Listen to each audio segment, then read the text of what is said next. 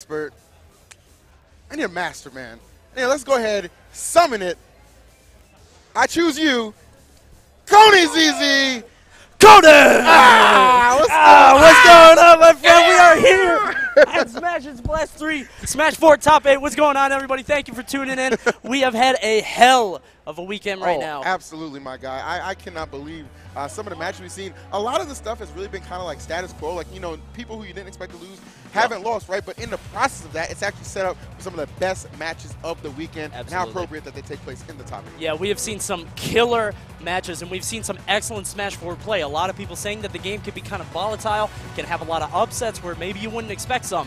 But at this event, we have seen the best of the best all over the world compete, and they have come to play and win this event. Ally, notably, coming for the three-peat. He won last year and the year before. Yep, no doubt. He's coming hard for that title. Yeah, man, I think he has a pretty good chance of it. You know, you look at somebody like Zero's probably the odds-on favorite to win. Yep. Then you look at the last two events that Zero's competed in. He has not won either one of those events for Ninja Saga or Momocon, man. Yeah. And I know, you know, he's like, I don't really want to call it a slump because he's still performing very well. Absolutely, and, you know, most people's slumps would have been a lifetime accomplishment for me if I could even place even close to what he's doing, man. But it is something to note, man. And I do think the three-peat is possible for Ally when you really look at his bracket. It looks pretty good. Absolutely, yeah. He is going to be coming up against Mr. R, who is actually up in long-time sets, so that's going to be a killer set that we're going to watch. We've got another rematch between Tweek and Zero that we're going to get to cast, and of course the wild card in this top 8, the guy to watch, Mr. E, the best Marth probably in the U.S. I was going to say the world, but we've always got Leo over watching in Mexico. Leo does big things, no doubt about it, man. Yeah. You know somebody else is doing something pretty big? MVD. I believe him and Larry actually going to be first up. I'm excited to see MVD for the sole purpose of, I feel like every time I've casted this guy, like he's on the bubble to get in the top 8, he loses. Yeah. And I've always felt so, you know, bad about that. But luckily, I wasn't casting yesterday in top 32. And what did he do?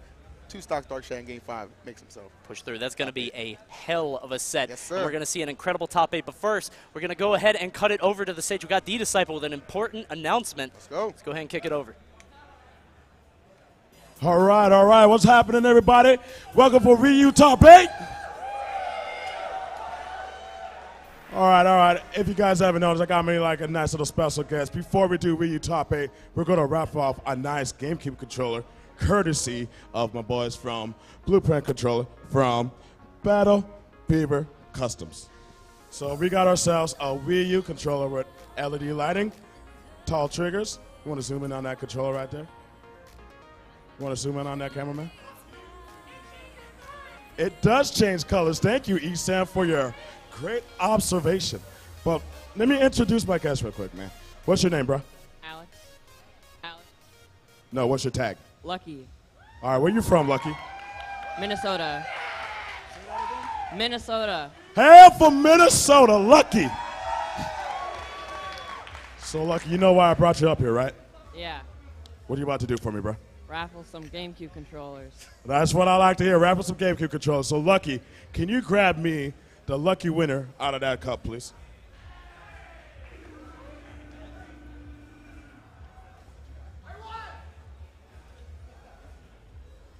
Four 49000320. 49000320. Is that you? Come on up, my man.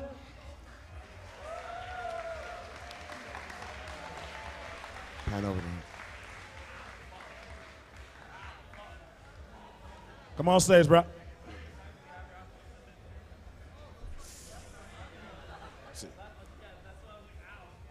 We got a match. All right, what's your tag, bro? Oronite. Oronite. Where you from? Wisconsin. Hail from Wisconsin, Oronite. Congratulations on your controller. There you go. You got a nice little case from Battle Beaver Customs. That was the quickest raffle I've ever done in my life. So, shake your hands one more time, bro. Congratulations again from Oronite from Wisconsin. All right. Let's get this top 8 on the way. Thank you guys. Think you guys can get off the stage, bro. Don't drop it, bro.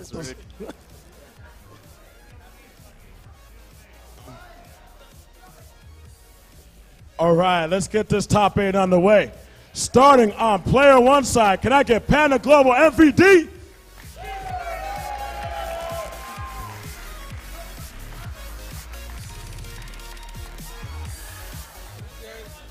Yeah, that's mine. Don't touch my phone. I already did. Too late, bro.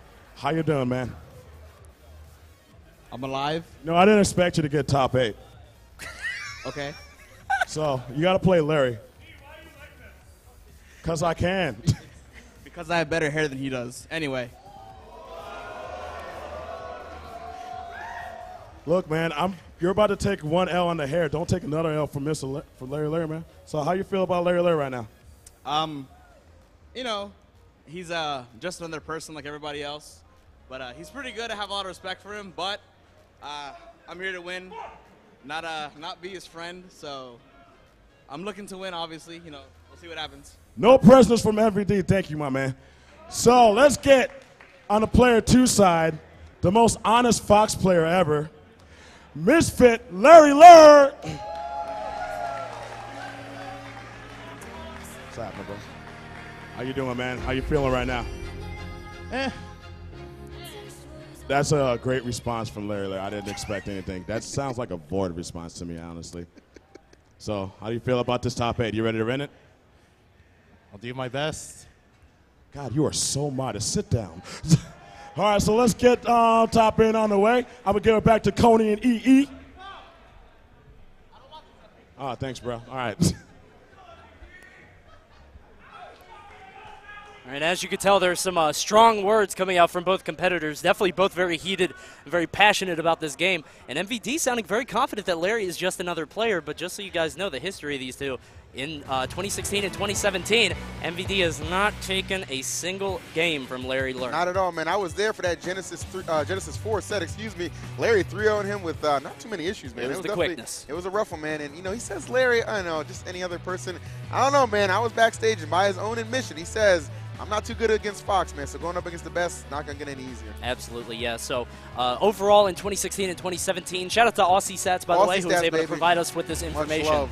Yeah, absolutely. Thank you, Austin. So in 2016 and 2017, MVD is down 0-2 in sets to Larry and is down 5-0 in games, or I'm sorry, 0-5 in games. Larry came out ahead in Genesis 4 and at K-Tar Saga. So we'll have to see if this is any different here at Smash and Splash 3. You know, the environment's a little different. Exactly, maybe MVD man. can siphon that energy. That's really where I feel like if a player is going to perform, it's going to be on the top 8 stage. You know what Absolutely. I mean? You didn't make top 8 to get blown out with a 3-0, right? Absolutely. You want to put up a fight. Even if you go down, man, make it a Game 5 last hit. Something to talk about, man. Get the people going. It is our opening match, so we want nothing but the best from both these guys. Definitely, and I'm trying to see this joint in HD, so let me go ahead and take these off. So we're going to see Fox against Diddy, matchup that we've seen a million times, seen Zero against Larry so many times. And that right there is experience right there. Absolutely. A ton on the part of Larry, man. You already know, if you can take out the best every now and then, going up against MVD, not to say he's a slouch by any means, it just gives you a little bit extra confidence. You know what Absolutely, I mean? Yeah. I mean, Diddy is a character that can kind of be defined very easily by the play style, the flair that the player brings to the character.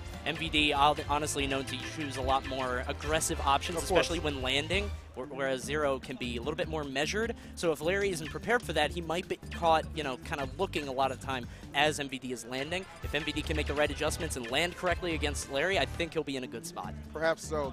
So I do have to mention, man, I always feel like that word adjustments, it's a lot deeper than people realize, because it doesn't matter how much you adjust to your opponent. Somebody like Larry, he's just going to adjust right back, man, and it's give it to you 10 times harder. That's one of the most scary things when dealing with a player like Larry. And personally playing one of the characters I believe is top 5 in the game, that being Fox. Yep. I don't care what anybody says. You know, I heard you say that yesterday on commentary. I forget on which match it was on. I assume it was, I think it was on I think it was Shufel. Snoople? Snoople, yeah. One of those two. Yeah. So I remember him playing. He was playing against Quez, the Little Mac. And I remember hearing you say that, and the chat kind of lit up. But I'm kind of in agreement. I mean, Fox, I think, is very solidly in that top 5 spot. He just has such oppressive ground control. His up tilt is so strong on the ground. It can rack up damage so quickly. It catches people back when they're coming back to the ledge. Exactly. It's an excellent landing trap. It's a good ledge trap. It has so many uses. And I think Larry is definitely the purveyor of Fox and can show us what this character is capable of. Absolutely, man. Of course, we all know what Diddy can do, man. So that goes without saying. Yeah, that needs no explanation, man. Yeah. MVD, of course, not the most consistent guy in the world, but definitely when he is on his game, provides such a challenge for any of his opponents. So here we are, game number 1 underway. It's going to be contested on a Final Destination. Fun fact, these beautiful layouts by they actually get the information prior to before they even sit down. They're on the money. Wow, that's incredible. Awesome stuff by Unrivaled Tournaments putting this together. And Final Destination, not a crazy pick, I don't think, for either of these guys. Obviously, Larry is going to be trying to catch MVD's landings, and MVD wants this long, wide space to be able to have his banana traps and ledge traps. So we'll have to see how this goes. Absolutely. One thing I know for sure about Larry, he's very comfortable against any Diddy on FD outside of 0, so it's not a surprise to see him actually take here. Right now trying to take it to MVD, who is off to a pretty solid lead here. Keeping him in the air right now, bringing out the banana and trying to space very nicely, keeping control of the banana. One thing always got to take note of, how your opponent controls the banana, man. If you can do it just as good as the Diddy, you got a good shot. Exactly. Yeah, a lot of Diddies know there are some players that you actually don't want to mess with and give them the banana. They can use it better than you can. I'm telling you, man, Larry can be one of them. There's even some matchups, man, I see Zero just electing just very limited when he does elect to pull out those bananas, in fact, because he knows sometimes the character, his opponent, just so good with him as well. But right now, it is a pretty even contest, I must say. And right now, MVD gets that back throw. Kind of a surprise on Larry, almost dying. A little bit of suspect DI, but he's able to make it back. You're going to see MVD go for that down tilt confirm, or just hope that Larry slips on the banana himself, a little bit of slapstick, yes, and he gets that up smash. Absolutely, man. That was just great presence of mind by MVD and a lot of patience behind that decision as well. Kind of letting Larry make the first move, just there to capitalize perfectly. As we see Larry, though, take control of the stage and just going to go ahead and just fling out those up airs. Just so imposing and so powerful as you see him immediately back into this match. You cannot stay in the air against Larry. If he gets you with one up air, he's going to get you with 5 more, as MVD just figured out. That is not an over-exaggeration either, man. Shouts to Fatality. Yikes. Yes, sir. That set is a massacre. So here we are, MVD with a pretty comfortable lead, 64%. Obviously, if Larry can get, one grab or one up tilt, something like that, he'd be able to rack it up. But now MVD just using masterful control of the stage. Larry's not gotten to hit this stock. No doubt about it, man. Oh, wow, actually tossing it the wrong way there. A little bit of an error, but still with a very comfortable lead here. Gets the monkey flip to just continue to keep stage control, and it is working out quite well here.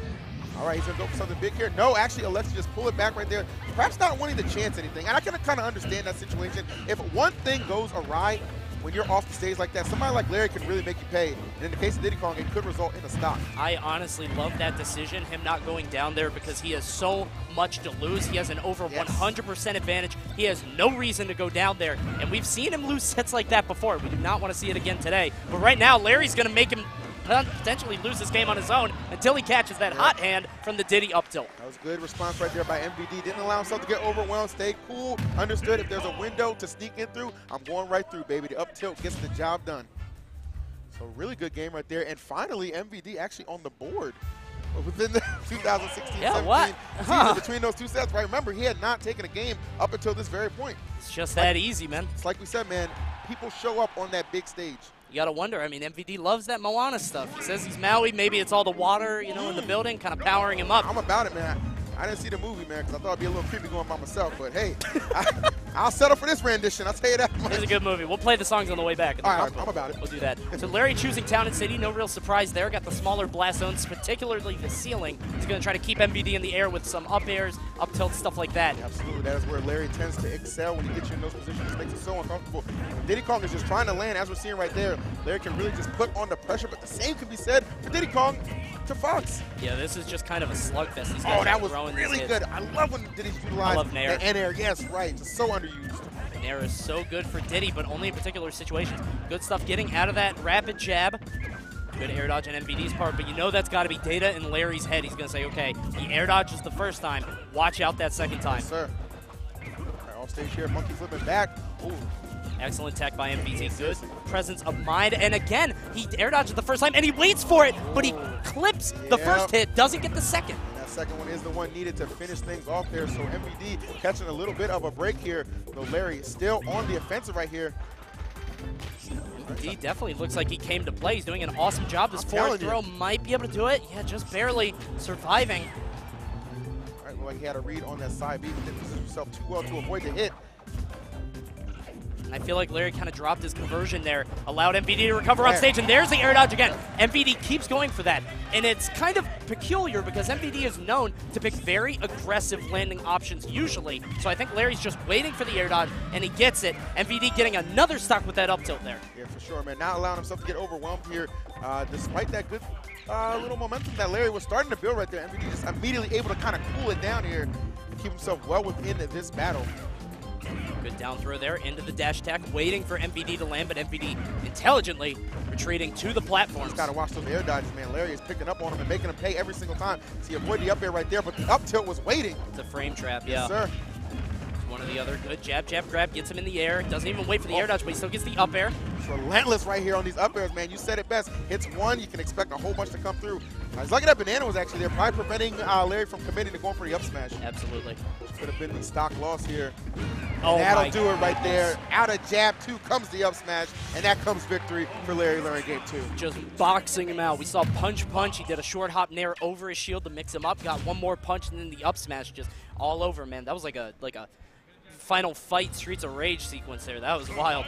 Awesome stuff to Larry, who takes game 2, trying to solidify his dominance over MVD typically. I mean, like you said, MVD winning that first game was huge in terms of momentum. I wonder if Larry's just going to, kind of squelch that right away. Well, one thing that's probably that might work in advantage, to MVD's advantage, is the fact that he won the first game, right? So now Larry has to play on his counter picks too in those situations that really can define how this set's going to kind of shape up. Smashville's the pick for the next game. Not really a surprise here. Started on Final Destination. MVD had firm control there. Smashville's pretty similar in terms of stage layout. Yes, sir. See how this goes. Larry winning the war of the buttons there with that jab. Nice dash attack. Yeah, seriously, good patience on the part. Expected that monkey flip. MVD did not disappoint. You see MVD, again, just choosing aggressive options. He's always known to do that, just throw out aerials when he has a chance to, and Larry isn't really spacing or respecting them. I feel like Larry's just feeling like, all right, I'm in a position where I can just, anything you're going to throw out, man, I'm just going to hit you harder. You know what I mean? I have the good counterplay despite the options you may be selecting. I know mine, at the end of the day, are probably going to be better, and I think that's the kind of confidence that he plays with. Oh, I like the fact that he set him up with that forward tilt. That was so good. Kind of gives up stage control right there just to retreat and get that banana out. Yeah, we just got kind of a reset to neutral. Both these guys trying to get that first stock. Both of these characters can do so much damage on a fresh stock, so whoever loses this first stock is going to be at a huge disadvantage. Wow. MVD going off deep, but does not convert. It's actually not that bad of a situation he found himself in because he had the banana to cover the fact that Larry got past him. Right now back on stage was the back throw to get him off stage. Not going to kill, but we keep seeing that situation. Larry just barely surviving. Pretty much any hit could kill him. Watch that Diddy up tilt. Would not be surprised to see that shave off the stock. Oh, yeah, that's been so successful for MVD throughout this set, but so is that up smash of Fox throughout this character's lifespan. So good, so powerful, and so effective right there. Explosive backflip right there from Fox. And oh, there's the up tilt again, just sneaks it out. He just barely stuck that out of there. Excellent knowledge of frames right there by MVD. Oh, good catch. You gotta watch that monkey flip. That is the bane of Diddy's, and it's very easy to kind of autopilot and just monkey flip back to the stage no matter what. Even the best Diddy's can do it, and right now Larry is punishing him hard. Yeah, showing him what the best Fox is capable of right now. What a back air. Knocks him off that platform, off the stage here. Trying to recover there. The pressure is on, but somehow able to escape it just a little bit. Ooh, but that nair gonna confirm into the up smash. And Larry 1 game away from moving a little deeper into this loser's bracket. It was just so unfortunate for MVD. He got the weak hit of that nair and popped him right into the up smash. Those opportunities, man, you can't give them to Larry. He's going to find them every single time, representing Misfits very well in this set. I mean, that's a hell of a pickup, for both of these teams, man. Oh, you already know MVD. We do give him. We admit he does underperform at times, you know what I mean? But as he's showing us, when he's on his game, he can keep up with the best here. Definitely, and it's only because he set the bar so high initially. I mean, if he didn't reach those heights, we wouldn't be giving him the stuff that we do now. Awesome player, and that's why he's here in the top 8 against Larry. Going to be going out to Game 4 in this 2-1 situation in the favor of Larry Lurr. Absolutely. And it looks like we're going right back to Town and City. All right. Very critical game here for MVD, looking to keep his tournament hopes alive. Larry, of course, looking to snuff him out, trying to start out pretty explosive here. It's a couple of good hits to start things off. Oh, the walk away. That's so good. Walking is so good. Really, because characters, you have full access to your entire kit when you just walk away like that. You know what I mean? Like so many options you can just cover. Absolutely. You see some pivots coming out from Larry there. Just these micro spacings. No way. No way. Burn, he got him. Burn. Woo! Lit him up with that up B, and right now MVD is reeling down an entire stock in this Game 4 situation. He needs to pull something out now, but this is not it! Yep, and that is so good on the part of Larry. When you get caught in that situation, the best thing you can do is just wait. Just wait, just drift down a little bit right there, let Larry try and make the first move and make a play around it, because I've seen him set people up so many times, and that confirmation is the end of a stock. In the end, That was crazy. a quick end to a very competitive match. 40-second That was game. crazy. That was crazy. 40-second Big ups to game on Larry that one. Lurr Damn. as he advances. That's Awesome shorter than it stuff takes to from make a Hot Pocket. It's real talk. You can't put in a bag of a Pop Secret for that All long. right, You'd just be stuck. All right, guys, so thank you guys for tuning in. I mean, that first set from Larry and MVD, what a way to start off this top 8. MVD definitely looked a lot more comfortable initially in the beginning in that game 1, and then Larry just slowly getting that, again, that adaptation. I think the main thing that kind of, we saw right there, a longer game, a longer set, it's going to favor Larry. I think that's kind of the best. Over time, absolutely. And let's Larry take a look finishing how it that off went down. with that 40-second game. That's unreal. Let's go ahead and check out some replays really quick, guys. Got some stuff from that set coming up. I love these replays, by the way. Yeah, this is the best. Yeah, I'm going to be playing with these forever, every major now. So right now you see Larry just kind of sharking under him with these up airs just over and over. MVD trying to choose that aggressive option, but he does eventually get that up tilt. And here's game 2 right here. Just insane amount of pressure going to come out on the part of Larry. Look at it, just hopping over there, just pressuring that shield, gets him out of it. 1-2 combo, see you later. And then finally, I'm going to go ahead and slow this one down right here. So look at this combo. Just absolutely unreal. Up air, up air. Catches the air dodge. Oh, fantastic. And you can see it on MVD's face. He knew right there. Yep, that's all it took. Great stuff to Larry Lurr. Just, again, establishing his dominance over MVD. He's now 3-0 in sets against him, but MVD getting on the board. He got the game. He got a game right Not there. bad. Man. But that, you know what? You might scoff and think, oh, he just got a game. That's progress, man. That's progress. And, you can kind of chop that last game up to a little bit of a wash. A really bad start, and that put him in some really uncomfortable positions. But, no, I like what I saw out of MVD. He definitely had a solid tournament performance and a good top 8 performance as well. Absolutely, yeah. So great stuff to MVD. Larry Lurr will advance him right now. We're going to kick it back to D-Disciple. Go ahead and introduce the next players, D. Take it away.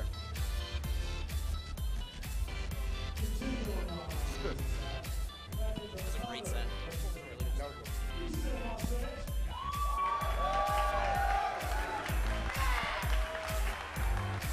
What's going on, brother? Glad to see you back on stage, especially after Combo Breaker. How you feeling? I'm feeling pretty good. Top 8's always good. I'm excited for this match. All right, how you feel the outcome result's going to be between you and Mr. E? Well, I mean, it's definitely the battle of the Erics, but I think I'm the better one right now, so we'll see how it goes. All right, just good. Take a seat, bro. And on my player 2 side, can I get Team Rivals Mr. E? How you feeling today, man? How you doing today? Feeling good. All right, so it's a battle up to Eric's according to the other Eric. Who do you think is going to take it? We'll see. Okay, we'll see. Take a seat, bro. All right, I'm going to bring it back to you, Coney and EE. Take it away. That's always such a difficult question, right? Like, he's basically saying, are you gonna get stomped, or are you gonna do stomping? It's just like, what do you want me to say? Yeah, you know what I mean? It's a little bad because, if you end up being a little bit too overconfident, you might end up in a GR trash video. It's so very true. You want to choose your words very carefully. But Mr. E, not one to gloat, not one to talk a whole lot of trash. We're going to see ESAM against Mr. E. Fun fact, you've never seen these guys play before. Absolutely, man. This is their first encounter. I do believe ESAM, as confident as he tends to be in matches like this. I know that he said that Mr. E, one thing that he will keep an eye on, he can be a little sporadic, right? He can kind of explode at random times.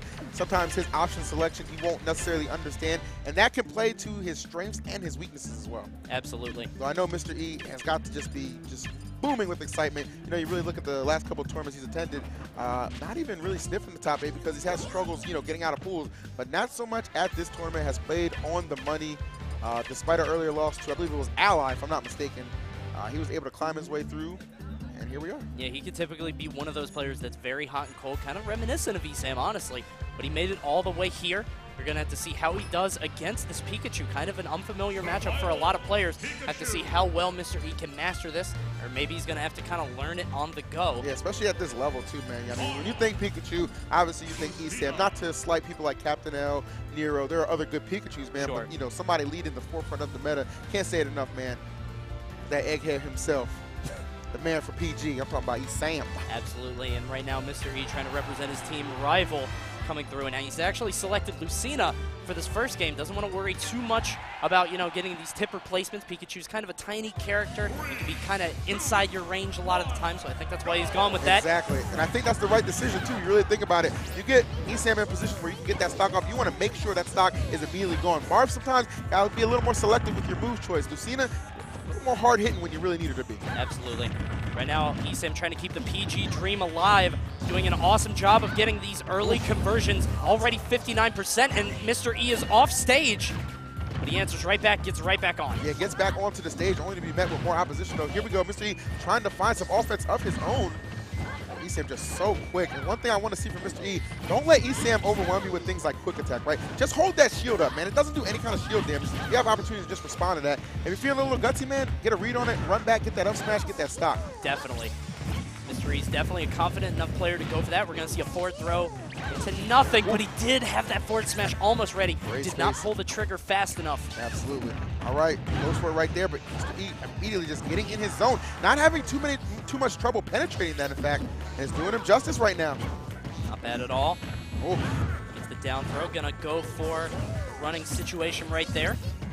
Nothing really coming of it. Not too much here. Oh, that was good bait right there. Kind of turned away from him, got that shield to drop, and that stock will follow.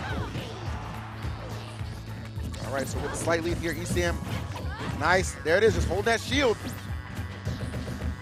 Gets another forward air. He's at 133, so he has to play careful, but that's not really in Oh, ESAM's repertoire, and he gets punished for it. He went for a shield grab and ate that up B very quickly.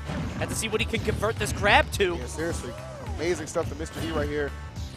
More often than not, man, I see ESAM just get the lead, just overwhelm opponents. Oh, but sneaking in that thunder.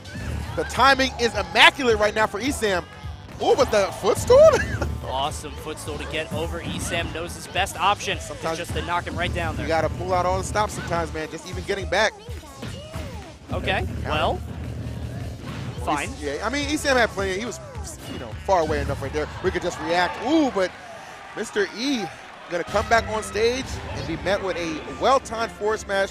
So a match that started off pretty close, I want to say. Definitely started to sink into the favor of ESAM. Honestly, I think that counter was the beginning of the end. That's what kind of took me aback because it put him in such a bad position. ESAM just had to run up and hit him off stage, and he just caught him with that forward smash again. It essentially created an unnecessary opening. You know what I mean? Like, absolutely. there's really no need for that. I understand maybe you're trying to catch ESAM, actually have it connect physically right there, but was not to be. Mr. E, though, not satisfied with that one, so we're going to run it right back to Smashville. I think this makes sense. I don't think the stage played too much of a role in his loss. ESAM is just so good at getting you off stage and keeping you there and getting that early percent from the combos. Look at this, Mr. E having trouble even landing. All right, coming through here, trying to chase him down a little bit. Mr. E trying to put some space between them. Trying to catch him with that up air, and he's had Oh, no! Oh, no. Those are the heartbreaking plays, especially if you're a big Mr. E fan. You know, it doesn't SD too often, man. That's not something you see out of him. But for it to happen in top 8 right now, that is a heartbreaker and could very well go a long way to dictating how this set shapes up. Yeah, especially in loser's bracket. ESAM even taunted after it, saying, I'm just going to take that if you're going to give it to me. Of course. ESAM loves to get in your head. Oh, yeah, that is why he never shies away from trash talk. Like, he knows exactly what he's doing.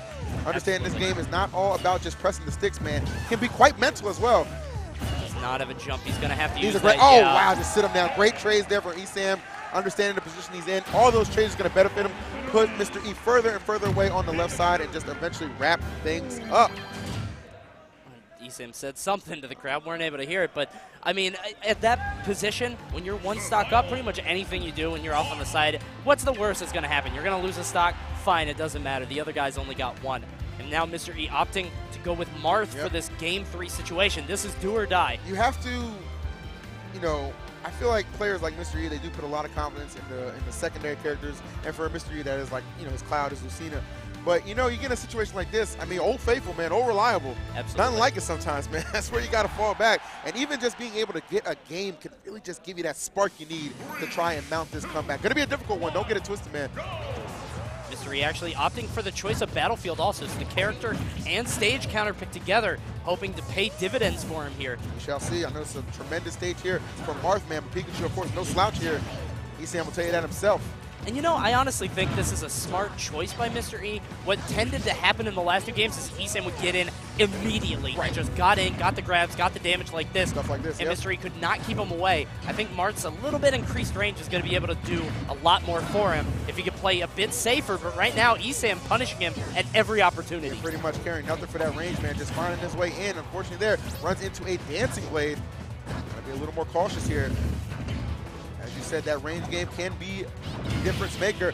Oh, I like that thunder. And Mr. E right there just not even expecting it. And it's one of those moves, like, you know it's always on the horizon, but sometimes you do just kind of let your guard down. Yeah. And it can't be the difference maker between if you're going to get a stock, a hard punish, or not. Especially in that kind of position, man. When you're on stage, you have firm stage control. You're waiting for the ledge get up. I mean, Esam, as you said, very comfortable on the stage. It's because of stuff like that. Yes, sir. Knows he can surprise people. No. And, oh, jeez. Yep, overshooting and landing a little bit right there.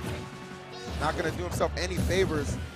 Yeah, this is not looking good in their first encounter between Mr. E and Esam. I mean, Esam now up 2-0, looking for a quick 3-0, and that would have killed if it was Lucina. Maybe this character counterpick, unfortunately, in that situation, coming back to hurt him. I mean, you did allude to the fact earlier on that, you know, the fact that you have to try and get that tipper more often than not can be a hindrance at time. Not the case for Lucina, man, but too late to change now. Yeah. Well, maybe not. Maybe Esam will give it to him. She'll be like, you know what? Let's start this game over. It's fine. Oh, all right. Well, he's going to start his stock over because Mr. E just slicing through it right there. Well-timed neutral gets the tipper hitbox, and that'll wrap things up. Oh, I thought Mr. E was going to go for something aggressive. You saw him kind of sit up in his chair a little bit, like, okay, let's go. It's go time. Kicking on the afterburners, but unfortunately eats that forward smash again. He's able to survive, but just barely. Yeah, seriously, 104 right now. Not exactly the position you want to be in here. This Game 3 situation, everything on the line for Mr. E. We see players of this caliber make these kind of comebacks before, but on this day, it shall not repeat for this match. Well done to Esam, gets the 3-0 very convincingly right there. Wasting no time, extends the handshake, and he will move on. There's so much mastery of this Pikachu character. It can be difficult for Pikachu to get kills at certain chances, but in that set, he looked so comfortable just picking out where Mr. E was going to land, setting up the forward smash, charging it sometimes, and still getting it. He was just all over Mr. E and capitalized on every single killing opportunity. Absolutely, applying a lot of safe pressure right there and just picked his spots. Those spots that he picked oftentimes met Mr. E when he was trying to get his offense going. Did not work out too well, as we saw there. And as you're going to see as well, because we're going to run it back with a couple of nice, well-timed replays. Yeah, let's check some of these out. We got some of the best moments from the last game. So you can see right there, he tried to jump off the ledge, ate that forward smash, and then Pikachu's going to go ahead and roll on the ground. And then this right here was beautiful right there. Bam, get him off stage, and then just throw it out there. Same thing. Trade with the air dodge coming up. Trade with the up B again. And there's just no chance. Yeah, there's no opportunity there. And here we are in Game 3 situation. You're going to watch this. Mr. E hit off the stage. He forward smashes. And right there, that is the moment. And look at Pikachu. He's just like, excuse me? Yeah. Boom. He just gave it to him right again. I'm really surprised Mr. E going a little bit too high. And let me go ahead and show you something.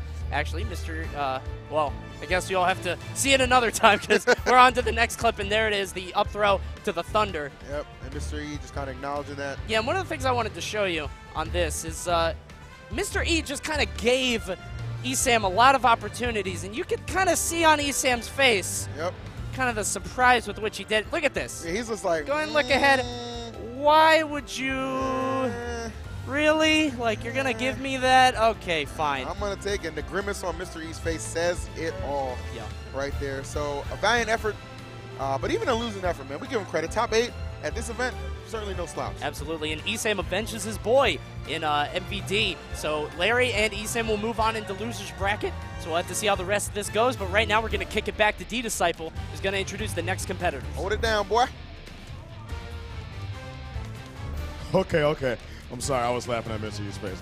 All right, so let's get this started on the winner's side. He was the champion last year. Can we bring it up for Cloud9 Ally? Oh, Dwight? Oh, 2 years. All right, Bob. Hey, you only won once in singles, so be quiet. So, about to play against Mr. R. How you feel about that, my man? It's going to be a 50-50 in my opinion. 50-50, so it'll go either way. Either way. Sounds good, sounds good. All right, on the player 2 side, can I get Mr. Art?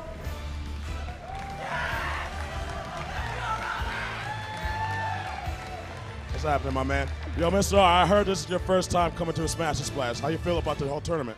Yeah, this is actually my first time here. I haven't done much splashing yet, but we still have all day today, so I'm probably going to do that afterwards. The last time I played against Ally, it went to Game 5, last dog, last hit. And the set before that also went to Game 5, last dog, last hit. So it's going to be 50-50, like you said. All right, sounds good. Sounds good. Good luck, man. Take it easy. All right, I'm going to give it back to Coney and EE. Take it away, boys.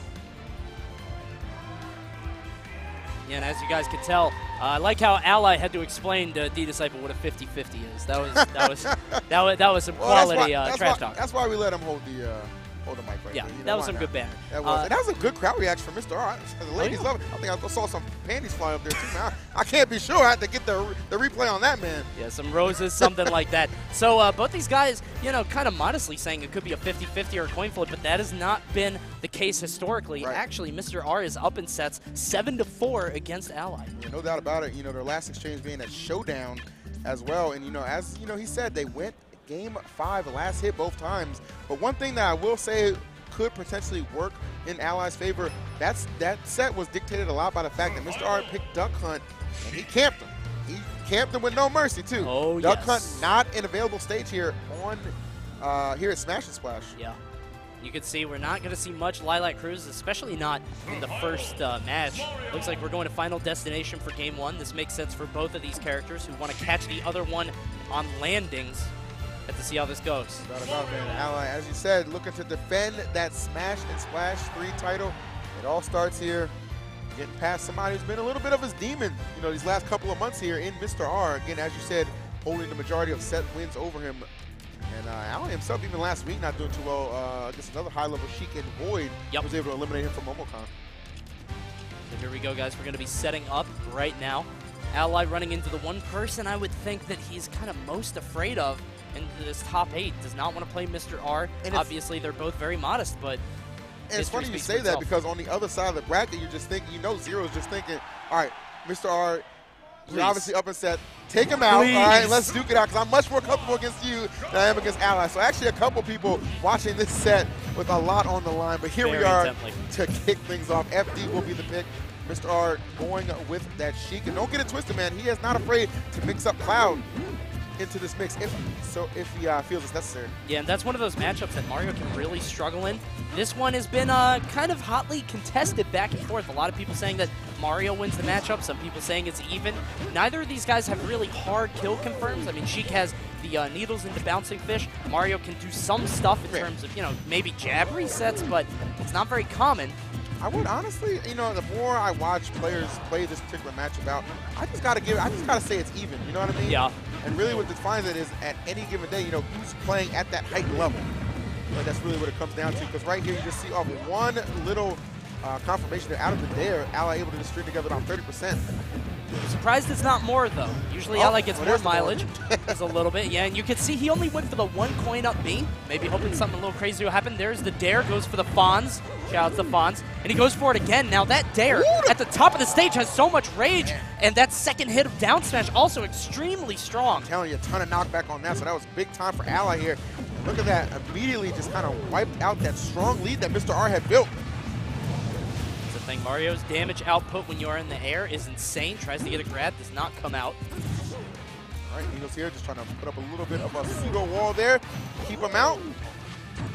Now looking to land right there, gets back safely here. This is kind of the problem with Mario, though. His best kill option is that up smash, but it's so difficult to get just kind of out of nowhere. Mr. R just has to avoid that, and he should be okay for a lot more percent. Yeah, players like Mr. R, you're going for that up smash. He knows that is the most, viable option you're probably going to be selecting, and at times it can be a little telegraphed. But in the meantime, right now, Ally at 164%, just gets the up B, tries to take the stock from him. Set up for the stage control he took right there. See how far he can push this right now. He's going to just react to Mr. R, who unfortunately comes off the stage and SDs. Oh, gosh. Yeah. Now, luckily for him, he didn't do it at 0, right? It was more like 130, something around that neighborhood. Yeah, I mean, it's like he took an up smash, right? It's like he just guessed wrong and accidentally took this damage, but Ally at 178. Wow, actually using the flood to kind of narrowly escape danger right there. Mr. R creative decisions right now. Has to get this stock, man. He has to get it immediately. Okay, goes for the forward smash right there, whiffing. He's able to get that nair, but not quite getting Ally just yet. Maybe a retreating nair. Yeah, he went for it, but not anything going to connect right now? 213 dash attack, still not enough to do it. Wow. Ally surviving. Truly, we are seeing the Achilles heel of Sheik on display right now. That inability to kill sometimes in those clutch situations, but fortunately, Mr. R is able to find it there. The forward tilt getting the job done, and only 1% on him. And just like that, just roaring into the lead right here. So much damage coming out. This is what Sheik is so good at. Excellent dash dance there, left and right, shaking up Ally, and he's doing so much percent. Coney, if you didn't see it about 30 seconds ago, would you believe Ally had the lead? This is unreal. In the span of maybe 20 to 30 seconds, Mr. R has come alive. But again, Mario at this low percent, if he gets his little grubby hands on you, he can do so much damage. Those gloves are powerful. No doubt about it, man. Oh, but so is that bounce fish, and he catches Ally right there without a jump here, trying to challenge him there off stage. Not working out too well. When you're in hitbox of that dash attack, not going to do him any favors here. So back to neutral for the moment, though. Mr. R coming in here. These guys are just so familiar with their characters, with the opponent's characters. Just expert play on display, and I was talking about kill confirms before. It can be extremely difficult to get kills on Sheik, and we saw it before, had to get the kill with the forward tilt at over 200%, Yes. but if you can get that confirmed with the needles into bouncing fish, can kill much earlier. Exactly, man, and those are the setups you're going to see Mr. R and just many Sheiks just go for in situations like that. You know, it's so frustrating when, you know, on a first stock like that where you see Mr. R just trying so many things to get it off, man. It has to wait until he's well over 200 and then finally find it with the forward tilt. But luckily for him, a great setup will yield great results. Absolutely, Mr. R wiping off his hands a little bit. Probably a little sweaty after that last game. I mean, SDing with that grenade, very unfortunate. Start off on game 2, not much percent laying on, but Mr. R gets his hands on him, does a little bit more. Ally charging up the flood. Not sure if that was a miss input, but either way, he's doing okay. Coming in there, oh, great spacing on the part of Mr. R.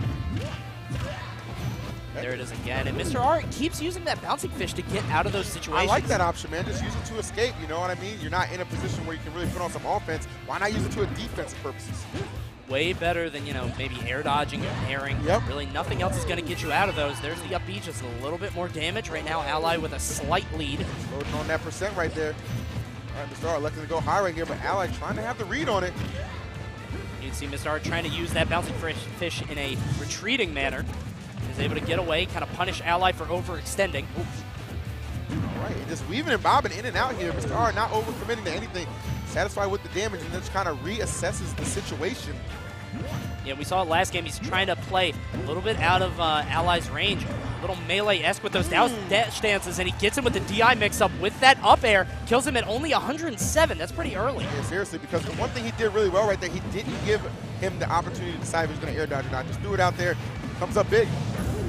All right, putting this pressure on right now. Oh, no, my goodness. I don't know how that didn't connect. So close. If he didn't reverse it, if he went just straight, it definitely would have connected. But unfortunately, he went a little bit too far. Gets the forward air again, but right now, Mr. R at 145%. Oh, smooth, excellent baby. pivot grab. A little bit of a moonwalk between that too, baby. You see how Mario be sliding. He was just right in his head with that.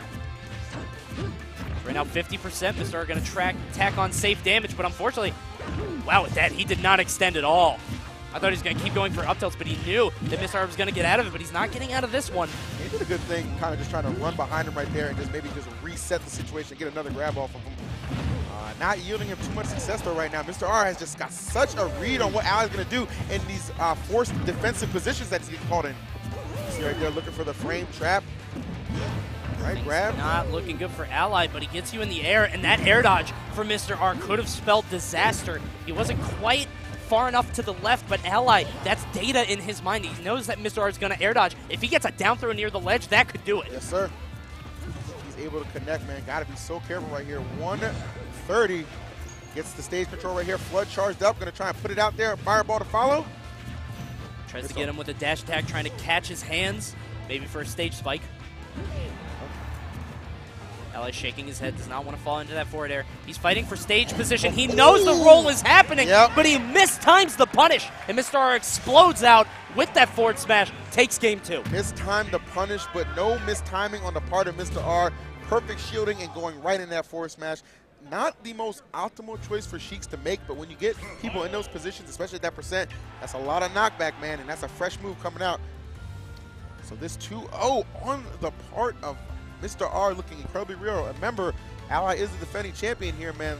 And that three-peat is in danger, man, because this 3-0 looking like a very real possibility for Mr. R to deliver. Definitely Mr. R going for a three-peat of his own, going 3-0 in this set. You can see the gears turning kind of in Ally's head, and I'm pretty sure he just shouted, let's go back. So Ally deciding, kind of choosing this hill to die on, saying, hey, Final Destination isn't the reason that I'm losing. Right. And you could see as the set is going on, he's trying to catch Mr. R coming in for these grabs. He's trying to barely outspace him, try to be just outside of range. But Mr. R just always kind of one step ahead. Let's see if he can make the right adjustments. You notice there, he's not doing down throw anymore. He went right for up air, down air, or I'm sorry, up throw, down air. Nothing really coming of it, so he's just going right back to up tilt. Yeah, that lower percent just kind of elected to, find a new option here. Just try and maximize the amount of damage that he's, he hasn't been able to get on Mr. R, which is why he's just been able to pull ahead so many times here. Oh, That's good it, the jab reset here. Turn it up, baby. And Ally himself kicking it into another gear right now, and that is something he needed big time. Now it's going to be all about how long he can maintain this lead here. Mr. R already just on the hunt again. I like that preemptive up B, though, on the part of Ally, escaping that pressure situation. Very smart. He does not want to recover low. Ally answering back with that three-piece extra crispy, that triple jab into the forward smash. Oh, come on, man. I ain't had lunch yet. Don't tease me. Don't do it. So that's one of those things that, again, we didn't really expect Mario to get. That's kind of a very situational kill setup. If he can get it, it's so powerful. Ally just has all of his tools at his disposal. Such a master of this character. We're seeing why right now. Throwing out that nair. Ooh, going to settle for these up airs here. Cap it off with that up B, and then try and bat him down with the flood. Solid lead here for Ally. And I could be incorrect here, but I'm pretty sure that Ally has not landed a single up smash this set. And a lot of people I know complain about Mario's up smash being so spammable, so easy, to hit. But, I mean, if Mr. R can do it, anybody can. Just avoid it. It's easy. Well, I don't know about anybody. I hate lying to the viewers, but it is possible, man. Oh, and it is possible to make a comeback like Ally did right there. Down 2 games. Why not go ahead and retaliate with a 2-stock, that dare with incredible knockback, catching Mr. R in the air and sending him flying. Dare is so powerful with Rage. Yep. It's one of those moves that, doesn't have much early on, and it doesn't really do a whole lot with the opponent scaling. But with Rage, Mario can kill you at absurdly low percent. I know. I've seen that so many times on characters like Kirby, Olimar. Crazy. Ridiculous knockback there. So here we go, out to game 4, and right now Mr. R has the advantage of the counter pick. Okay, so we're not going to utilize it. Back to FD. Well, you can tell both these guys are incredibly comfortable on this stage here. Mr. R not looking to switch things up at all. Probably not content with how that one went down. Yeah. I mean, I know he didn't want to get 2-stock. Yeah, of course. Somebody like Mr. R, the caliber that he is, that's not something you see every day. Definitely. So Ally here is fighting to keep his winner's bracket hopes alive. As we said, a lot on the line for this guy, man. Absolutely. There's that forward throw. Good nair by Mr. R. He's got Ally in the air. Going to try to keep him there with that trade, but Ally, excellent dodge on that grab there. Right, spacing over his head with that nair right here. Here goes Mr. R with a nair of his own. He's got a couple to follow. Ally, though, looking to get the better of these exchanges right there. Thinks better of perhaps committing to an up B right there. A little bit out of that range. So definitely made a good decision right there, just descending back to the ground and trying to control everything right now. And he's doing a pretty good job. Yeah, you saw a frame trap there. He went for the forward air. Saw the Mr. R air dodge and got a free down smash for it. Good stuff by Ally. It did not convert into a stock defuse. A little bit more to the right. It might have, but there's an actual needles into up air. Good stuff by Mr. R, but he lands right into the up smash. That's the first one. Yeah, seriously, the first one he's landing, man. That's pretty rarity to say, especially in a game 4 here involving Ally. But that just goes to show you how evasive Mr. R has been, especially against those options that Ally tends to favor. Very smart by Ally, too. He has to be thinking, okay, I'm not landing these up smashes. I have to stop doing it. But when you're given that opportunity and you have the wherewithal to say, okay, now is the time, you pull that trigger, awesome stuff. All right, some more awesome stuff to follow here. Those low percent bread and butters that Mario just loves to feast on. Oh, and there it is. We've seen him go for it so many times. He got it. That lingering hitbox of the dash attack coming through right there. And another 2-stock? Well, perhaps the table's turning a little bit, and Ally, stop playing with his toes, remembering this Sheik matchup, and it's certainly showing, which could very well force Mr. R's hand and perhaps bring out that cloud that's become quite notable over the last couple of months. And Negro Diamond strikes again, baby. There it is, baby. Cloud is out and ready to play, and we actually do have a stage change as well. Town and City is the choice. Yep. Mario can struggle a lot in this matchup. Really can.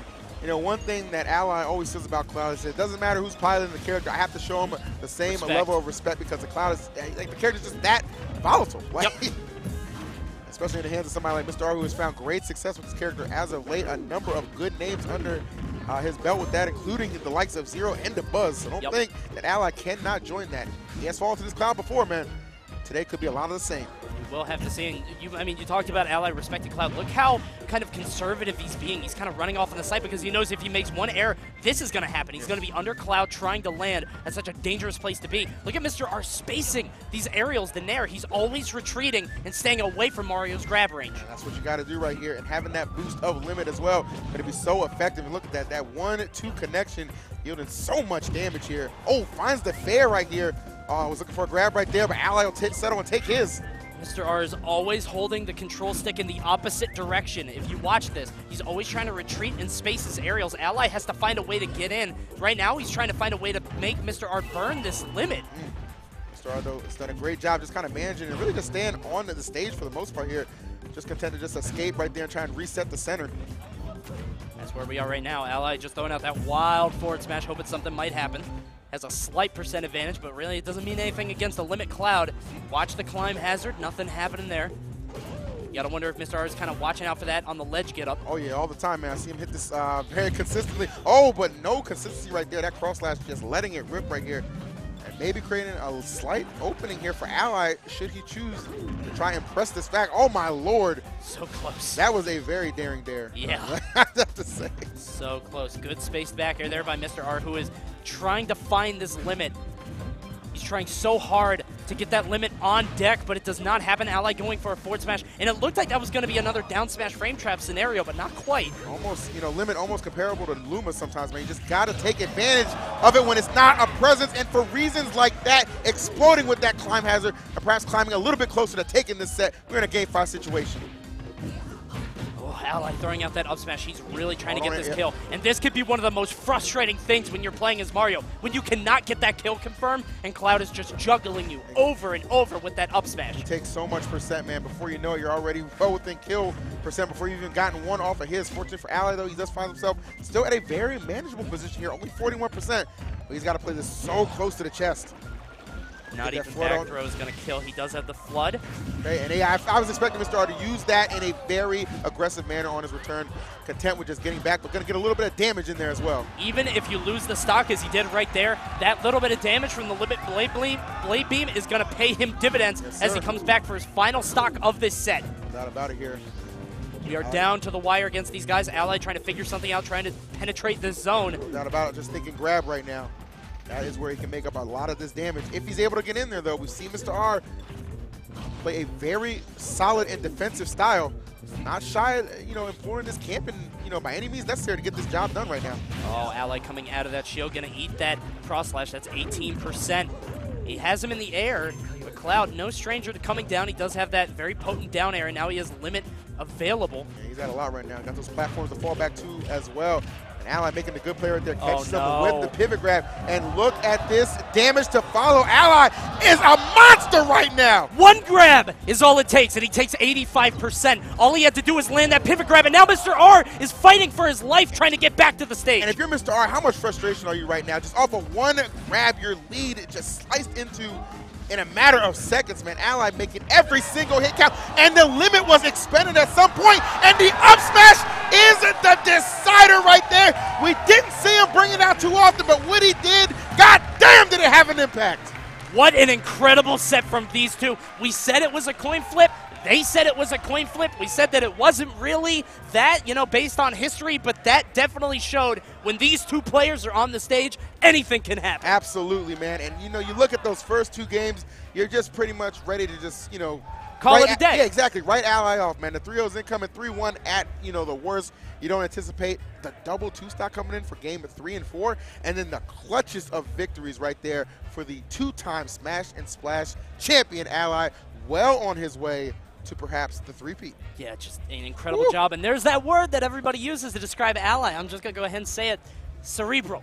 the cerebral assassin known as Ally coming through and losing the first 2 games, making the adjustments, kind of the cogs are turning. He says, you know what, I'm still going to go to Final Destination. I can figure this out. And you saw in the last stock, he was thinking, okay, how do I do this? I'm down by 90%. What's going to happen? Gets 1 pivot grab, fires right back. And I mean, that was just so explosive. That being the difference maker, as you're going to see, because we do have a couple of replays to show you guys. Definitely a set we want to relive, especially with you guys at home. So let's take a look.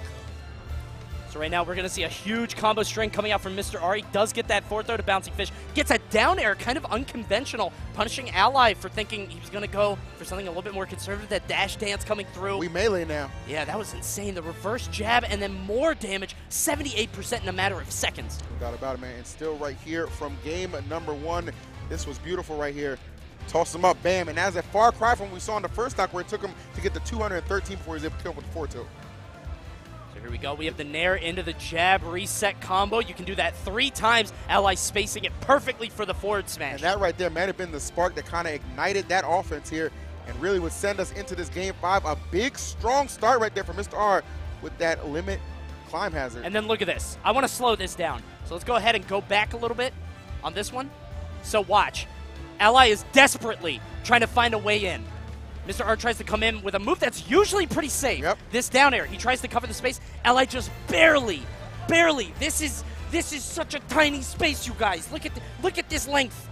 There's nothing there. Perfect spacing coming out there. There's something there, all right. And Ally knew. And he lands it. Look at this. Up tilt, up tilt, up tilt. Outlet limit, making Cloud fall a little bit faster. Exactly. He gets Actually, all these up tilts. Exploiting the stat boost that he gets for himself for his own personal game, and just like that, immediately back into it. And this right here, the closer, I don't know, I'm not sure what option he was going for. Maybe looking for the up B, but the up smash would be the deciding factor right there. Just so down to the wire, Coney. Yeah, and that was just Mr. R. He was definitely afraid Yeah. at that point. You could see it. I mean, he was air dodging over and over. He was so scared. I mean, you look at it, it's, 91 to 12%, then 1 pivot grab, you're at 85. It's nerve-wracking. It really is. In a Game 5 situation against somebody that, you know you had the potential to beat, and you don't want to go into losers because there's so many killers at this event. But he has the potential to beat you, and that's just what happened, man. And it's not too often that we really do see, somebody of Mr. R's caliber, up 2-0 and then go on to drop it, in a 3-0 fashion. But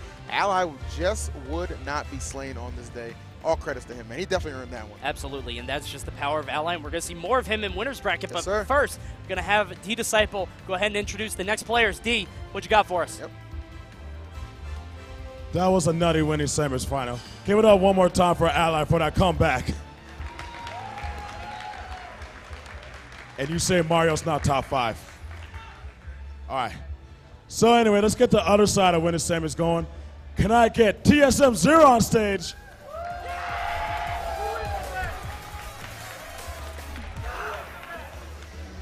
Zero. Come here, man. Come here. How you doing, brother? I know you've been feeling a little bit sick, but how you feeling right now? I love the Midwest.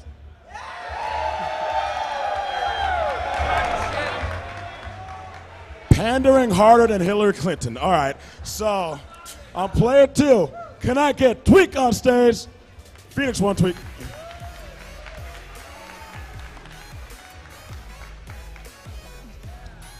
So, Tweek, how you feeling, man? Obviously, he lost to Midwest. You're a transplant in Ohio. How you feel about that? I'm so nervous. So nervous. So am I.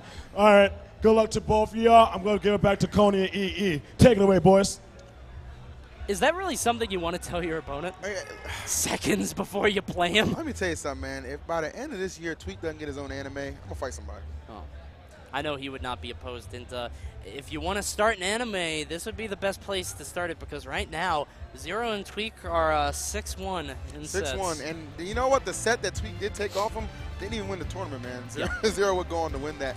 He did it with Donkey Kong, though. I'm imagining, like most sets, he's going to start out with the Cloud. He has a lot of confidence in his Cloud, of course, and for good reason. One of the best, if not the best, you'll ever see in the game right here.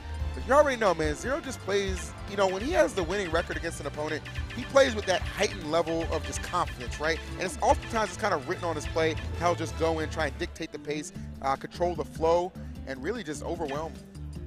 Zero is the Cloud Killer. I mean, we saw it at Royal Flush.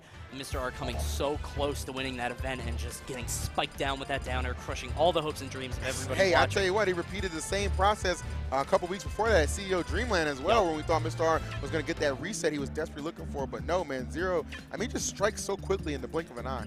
Now, now that they can't hear us, I was talking to Tweek yesterday. Talk to him. And he said, you're going to hate me when you're casting this tomorrow. I said, why? He said, I said, you're going to go Bayonetta? He said, nah, I don't know. But I'm definitely going to try to time him out.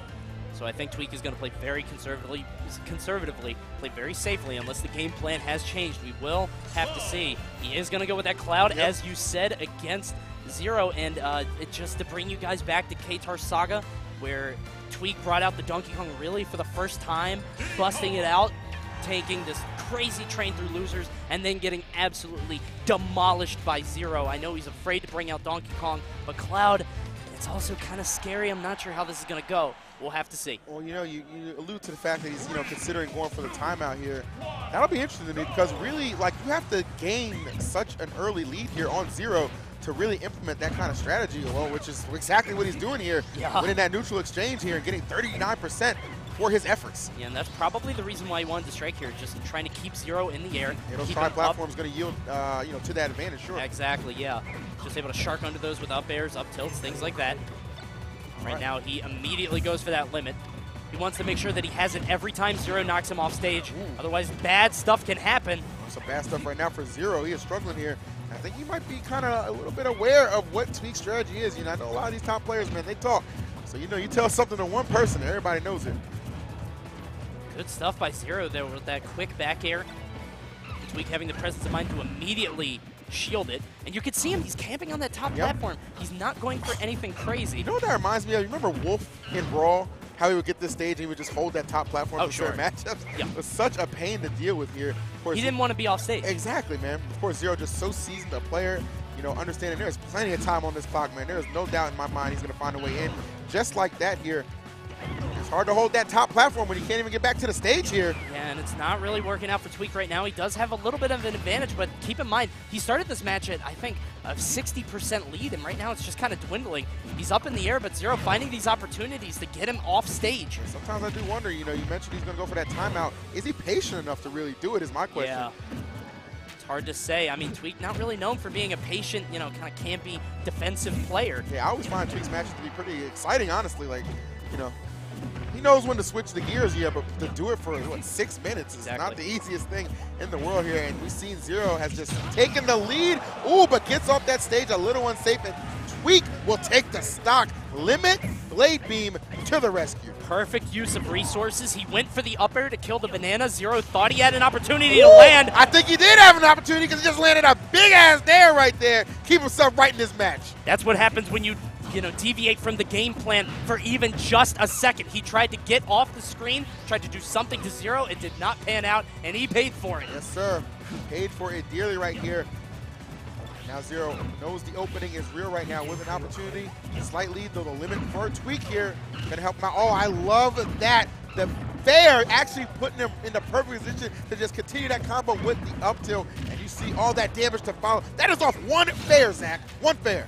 Jesus, he takes all that damage, has to use the limit. One fair converting into so much. And right now, he's going to have to use this jump up B intelligently, but it's not enough. Doesn't matter how big your brain is, you're going to catch these hands. Diddy hits the dare. Zero takes game one. There it is, man. It just, the striking ability of Zero, man, when he gets on the ball, let me tell you something, man. It's like rolling down a hill. He ain't going to stop.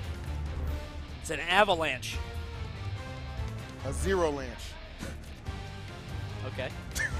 You got, all right. They can't all be winners. Yeah, I guess not. By the way, shout-outs to Zero for the Mankind pop. Like, I love it here in the Midwest. Yeah, I was going to say, like, all right, Mick Foley. Like, exactly. We see you, man. Mrs. Barrios' baby boy coming through. And now game two, Dreamland. So kind of a deviation from Battlefield. Still a tri-plat, but the Blazzoids are a little bit smaller. What do you think Tweek's thinking is here? I think, you know what? I think it's pretty much more of the same here, man. But I think what he's going to look for is a lot of up airs and just kind of send him off the top a little bit more easily, obviously, than a stage like Battlefield, which is obviously extended right there. Right now, Tweek playing again, just Very conservatively. Nice stuff by Zero. He knew he was going to retreat to the top platform, stuffs him Exactly. with the forward air. And you kind of know, like, if he is really, you know, going to stick to this timeout strategy, those tri-platforms, that's his best bet. You know what I mean? A stage like this, as well as Battlefield, man. That's kind of what he's going to lean on, I would imagine. So here come a lot of these up airs. As I said, I believe this is what he's looking for. Just trying to send him off the top, aided by the boost of that limit. And right now, remember, he does hit that limit, so he's going to fall faster. He's just kind of combo food for Zero. Just kind of taking your lumps as Cloud. You need the limit to be able to recover, but it's also going to mess you up in terms of combos. Tries to tech chase him on the platform. Zero very intelligently throwing out a back air so he did not land in a tech situation. He could have been followed. There we go. It's good wherewithal on the part of Zero right there. Just going to toss him over there. Good aggressive approach back to the stage for Tweek right there. You don't want to show Zero that you're shook at any kind of points, man. We know how efficient this guy is when you're off stage or on the ledge. Very smart, and you see Zero just clapping his hands. You know what time it is. There it is. He's going for the down tilt into the up smash. Oh, wow. Okay. Don't see that as an option too often, man. But you know what? This guy tends to surprise me in more than one way. And I guess Tweek getting a little surprised right there, caught with the fair, and that will end the stock here. Good setups from Zero. Being off stage as Cloud against Zero it's like one of the circles of hell. Like, that's just going to keep happening to you. Look at this. Awesome stuff by Tweek using that aggressive option to go for that down air. Does not want to get hit by forward air. He's trying to sit on the top platform, but again, if his option is to time Zero out and try to make him, you know, play a little bit too aggressive, it's not working out here. He's so far behind. I love that fade back right there, just catching him with the bears and extending that damage here. And now the follow-ups are real. He is all over Tweek, who can barely move without Zero's permission. And look at Tweek's face, yeah, his man. demeanor, Look at his body language. It just speaks of a defeated man right now. Oh, Zero doing all kinds of tricks, just like off the Heezy, the M1 mixtape. I'm telling you, man. Oh, my goodness. That was the sauce, man. I'll tell you what, man. The Cavaliers are struggling right now. They might want to recruit Zero for this game 2 coming up. That boy was all over the floor. That was nasty. Just NBA jammed him. He's on fire right now. Zero just all over Tweek with that tricky movement. And again, Tweek, I don't know if he's the kind of player to be, you know, a lot campier, a lot more patient. I mean, you really got to commit to that play style. You got to be somebody like Salem. Well, as good of a player as Tweek is, man. Oh, you heard it. You hear it? I didn't. I was talking. Oh, it's the leader of the bunch, my friend. Okay. Leader of the bunch is out. All right, sorry. Continue. No, I'm just saying, like, I know, you know, for Tweek, man, as good a player as he is, sometimes, you know, sets like these can be mentally taxing on him. You know, when he has a game plan right there and he just finds himself down, you know, 2 games here on the brink of being sent to the lower bracket, it can be a little stressful. But of course, this DK has yielded him some success against Zero in the past. Actually gave him his first and only set victory against him. Who's to say it can't make the 3-0 comeback and just stun this crowd? Yeah, that's the thing. Zero is the cloud killer. Tweek not making it happen today, so he's going to go for Donkey Kong, and hopefully Daddy's home. Going to try to take a game on this one. Shall see here. Oh, tries to get the grab. Got to be careful right there. I like how Zero didn't try to force the issue right there. Just kind of got out of the way, had the banana in hand, and then just going to come back safely. Really smart plays here. Oh, no. Oh, Tweek yeah. in an effort to maybe dodge the dare, pulling back a little too much there. Gosh, and he said he was so nervous at the start, and Right. you see it. It's coming through in his play and his body language and everything. Tweek is just not ready for this set against Zero. Unfortunately, I don't think he's mentally prepared for this. And he's showing it in his play. To be honest with you, man, few are. Yeah. There's a reason this guy's been the best for so long. That's not enough. Oh, no. Oh, he had the opportunity, and he drops it, I think. I'm not sure if that would have been the kill, but slipping off the platform, obviously yeah, not. Kyle clearly not doing himself any favors right there. A ton of damage right now for Zero. And he is racking it up. DK, how appropriate that he's all white, man, just looking like a punching bag right now. And Zero just landing on him. Looks like DK stands for don't know what to do. That's pretty good, right?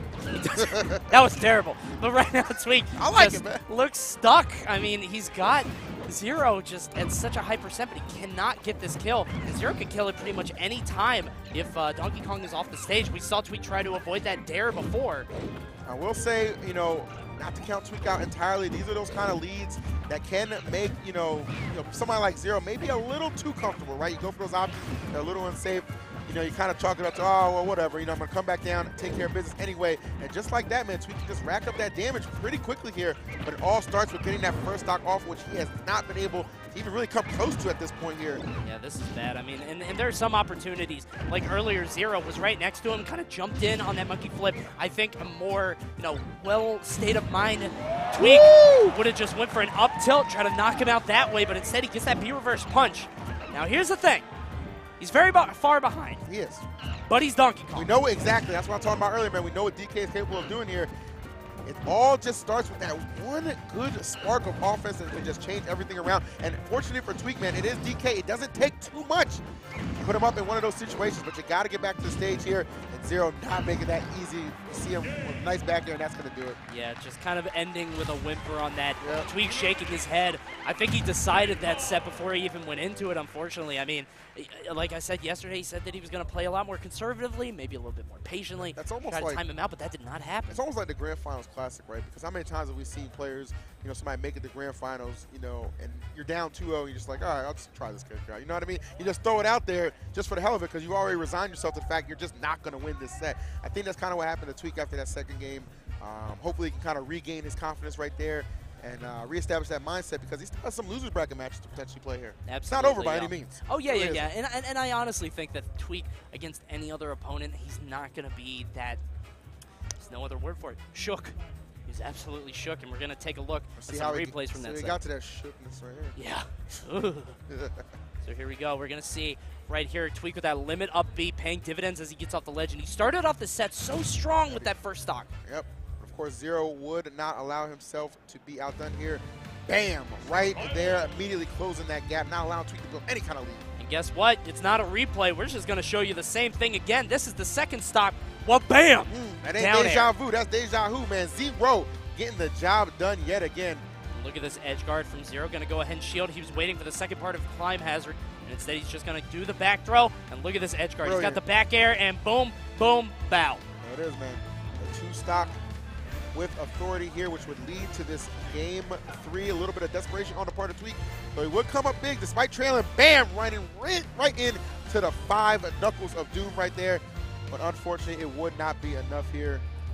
Yeah, one more kill, and again, ending with a whimper. Not really a bang. Tweek shaking his head, just kind of nodding, saying, yeah, I guess that's going to be it. And Tweek falls into loser's bracket, so that means that your winners finals.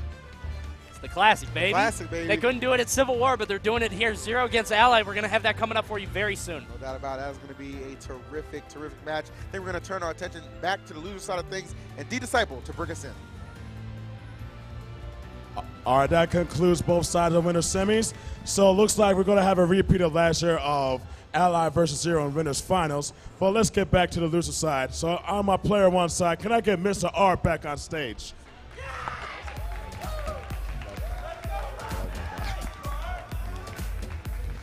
And over on player 2, his opponent from Misfits, Lurr. No interviews this time, guys. Let's start off right out. All right, Coney, EE, take it away, please.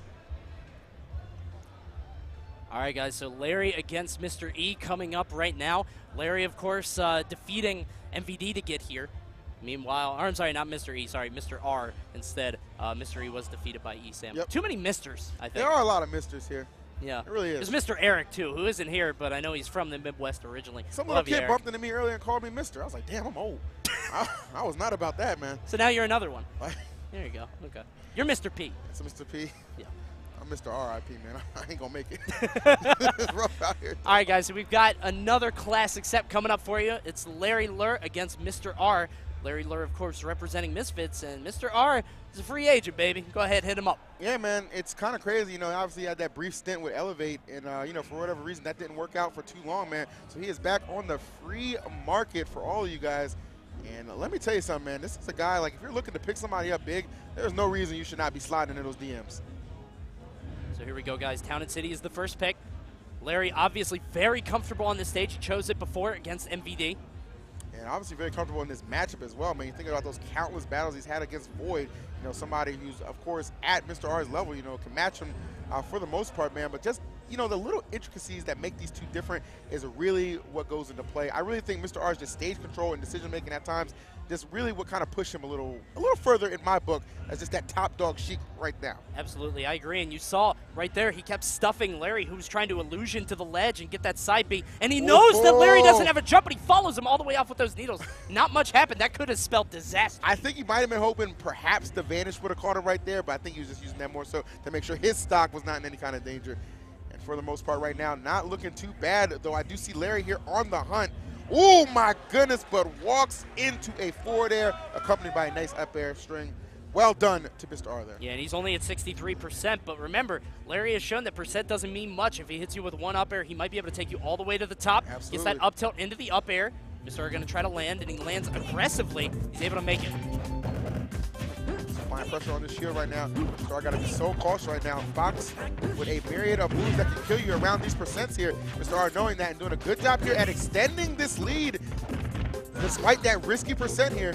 He's doing it in a very careful manner. Fox can explode with an up smash, you know, an up air, a back air near the ledge.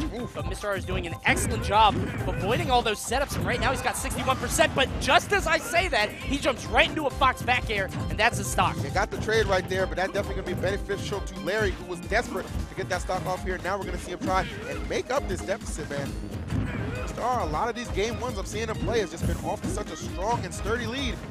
If it's set against allies, any indication, man, don't let the game one fool you, man. It can still go either way. Exactly. That's kind of the pain of Sheik, unfortunately. He gets that in there. Larry, excellent spacing. Walking away from that, doesn't get much out of it, only 6%. Okay. They start taking the trade on that. Very intelligent. Oh. Larry goes a little bit too high on that illusion. What a catch right there. Just sniffing him out. And back-to-back kills courtesy of that up air. Tilt to the up air is such a powerful combination. And you really see what happens when, you know, Sheik is able to just get those good setups, right? You're not going to see people living to 200% against her. And Mr. R, one of the most efficient Sheiks, if not the most efficient Sheik you'll ever find out. I'm not surprised to hear the character switch on this one. That is Donkey Kong coming through. Yep. Historically, a pretty difficult matchup for Sheik in a lot of instances. So we'll have to see how this goes. And Larry has joked that he is a DK main who uses Fox for DK's bad matchups. And this not really one of them, I don't think. I would agree with you on that one here. This DK, very, very experienced man, you know, very polished. It's absolutely a matchup that he is pretty comfortable in. It'll be interesting to see how it goes here against Mr. R. I know it was Tweek at Royal Flush who actually kind of rolled the dice in this matchup. It worked out one time, not twice though. So. Yeah, it is. It's very volatile. I mean, I joked about DK winning this matchup. It just seems that way just because DK can, you know, get those grab combos and kill Sheik very early, easily. Yeah. But it's not easy for DK to get on that damage. You just saw him take so much percent. Mr. R with this weird evasion, but he gets grabbed anyway. Yeah, that was kind of like a panic. You see Larry just kind of smirking because Mr. R was put into a situation where it was like, okay, panic auction. I just want to get out the way, but no, that option fully covered by Larry Lurr. And this is where things get nasty because he is down to stuck, but he catches Larry jumping, almost gets the kill, but DK is just so damn heavy. He's not able to do it. He's a big boy. This is what's so hard, trying to get that kill confirmed, but eventually gets it with that late nair, and that is exactly the spark Mr. R needed. Yeah, even if he didn't get that stock off right there, one thing she can do so well is just bouncing fishing whenever DK is trying to just up B. You just do that good placement right there, and just like that, DK gets sent back and forth off that stage. And nothing really going to do him any favors there. But luckily, not in that situation is Larry here. Slight lead. Though I see Mr. R starting to go to work right there. And those up Bs he's using to kind of escape that pressure. Not doing him too much favors, man. No, there's no platforms around to save him. He's not hitting the initial hit to kind of knock him around. You'd see DK, his biggest challenge is actually getting off the... Oh, no way, don't do it! Don't do it to him! He tried to air dodge! And you gotta know Mr. R having just kind of nightmare flashbacks from that first Evo Smash 4 was that where Zero kind of did a similar situation right there, set him up on that top platform. It wasn't an up smash this time, though. It was an up air, courtesy of that that DK, man. Oh my God. We're both losing it back here because every time that happens, so you know Mr. R is just having these flashbacks and like all these memories of the time that happened at Evo. Yep. And he air dodged too early, and you hear it. Larry actually going back to Fox. Guess this is a stage counter. He's satisfied, man. We're in Wisconsin, man. He'll take his cheese and dip. That's it, baby. That's it. All right, Battlefield for the next game. Not surprised we're seeing Fox on this one. We saw him take so much percent when he was in the air against Mr. R. And again, we talked about how that matchup, DK against Sheik, can be so back and forth, so volatile, and we just saw why. All right, so back to the Fox he goes here. Hoping to have similar results. I'm sure Mr. R not too mad, though, to see this Fox make its return after that game number 2.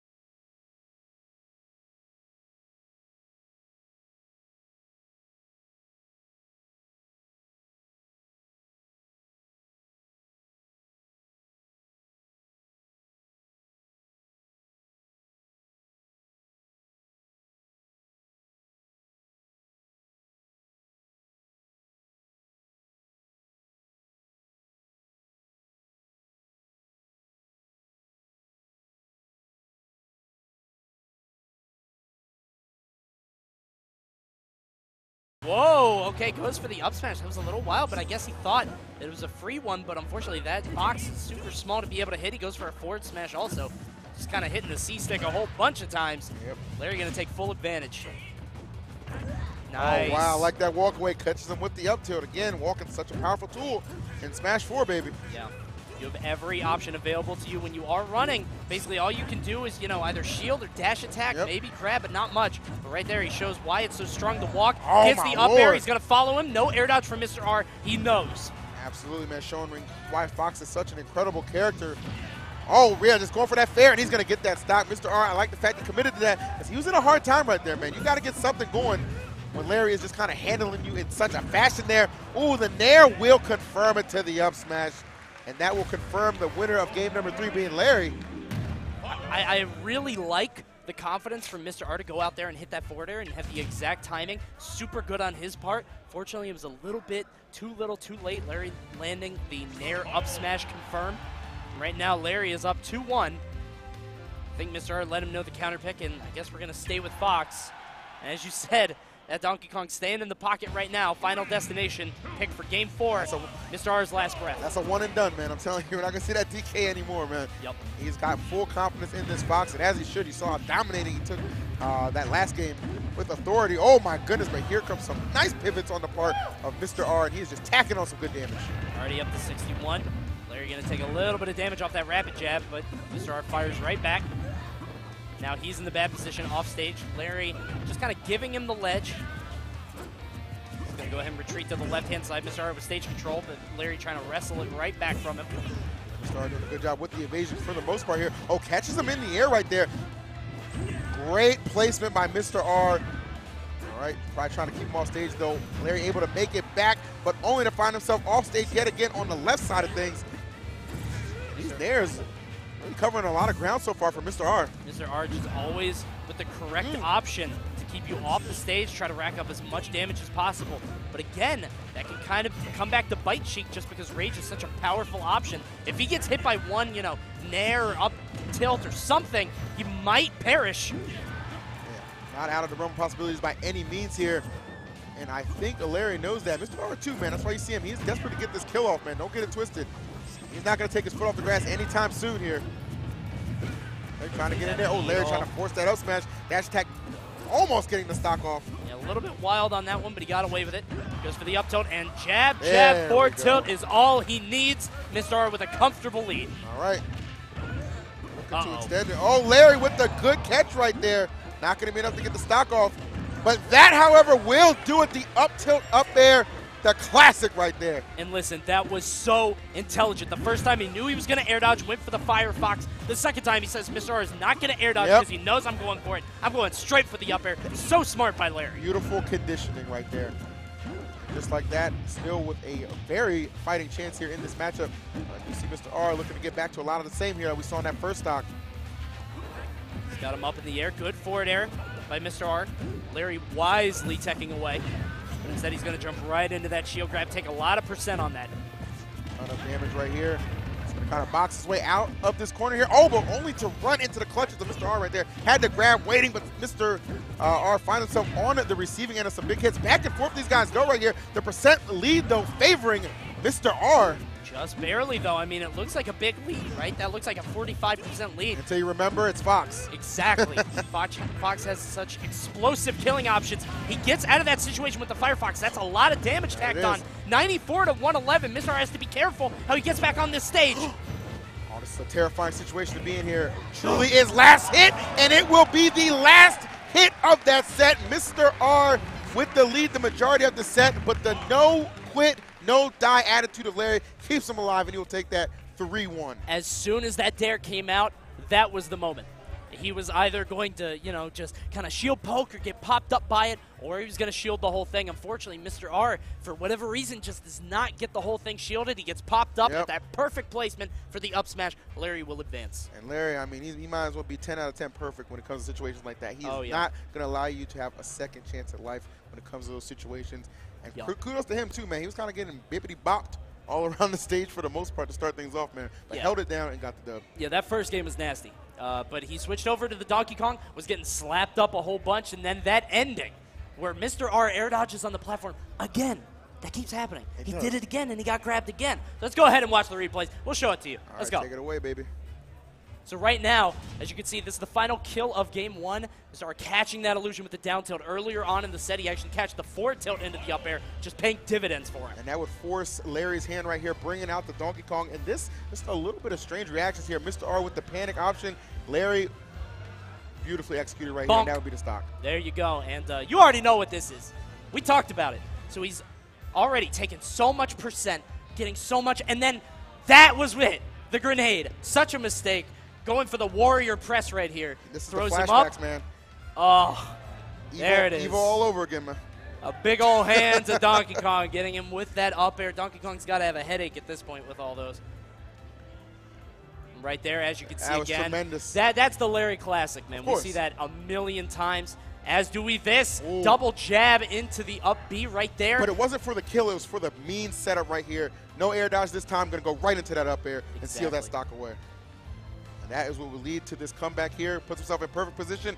Clips him out of the shield in the up smash to seal the deal. Yeah, and if you watch, actually, Larry shaking his head at the end of that, saying, no, he definitely should have shielded that. He kind of gave that to me. There are these critical errors for Mr. R. Throwing the grenade, you know, getting shield poked by that down air. Just these slight errors that Larry is just going to absolutely run away with. Yeah, man. I mean, he's too talented not to exploit those kind of situations, man. You just know it's going to happen. So well done on his part.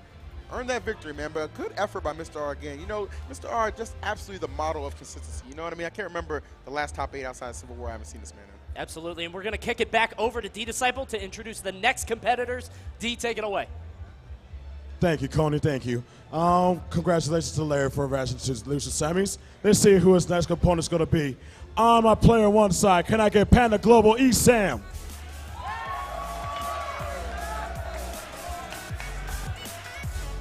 And on my player two side, can I get Tweek?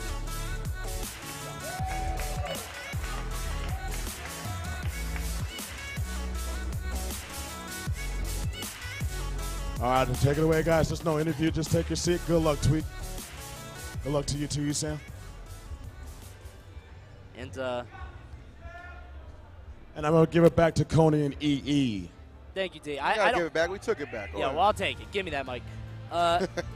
Tweek, I don't know if it's the body language. I don't want to make any judgments, but he still looks kind of defeated the way he walked up to the stage. He's a young man, you know what I mean? Like, I say this all the time, you know, back, you know, not to keep reliving my my brawl testimonials here, but, you know, Nairo was actually kind of the same way, too, you know what I mean? When he was younger, sometimes it's just hard. You play your emotions on your sleeve. You know, you have to develop that level of composure over time. And, you know, as talented as Tweek is, that is still, you know, a bit of a hindrance to him. He knows he's very talented, though. He knows he's capable of getting the W should the opportunity present himself. Now, he needs to be incredibly cautious here, though.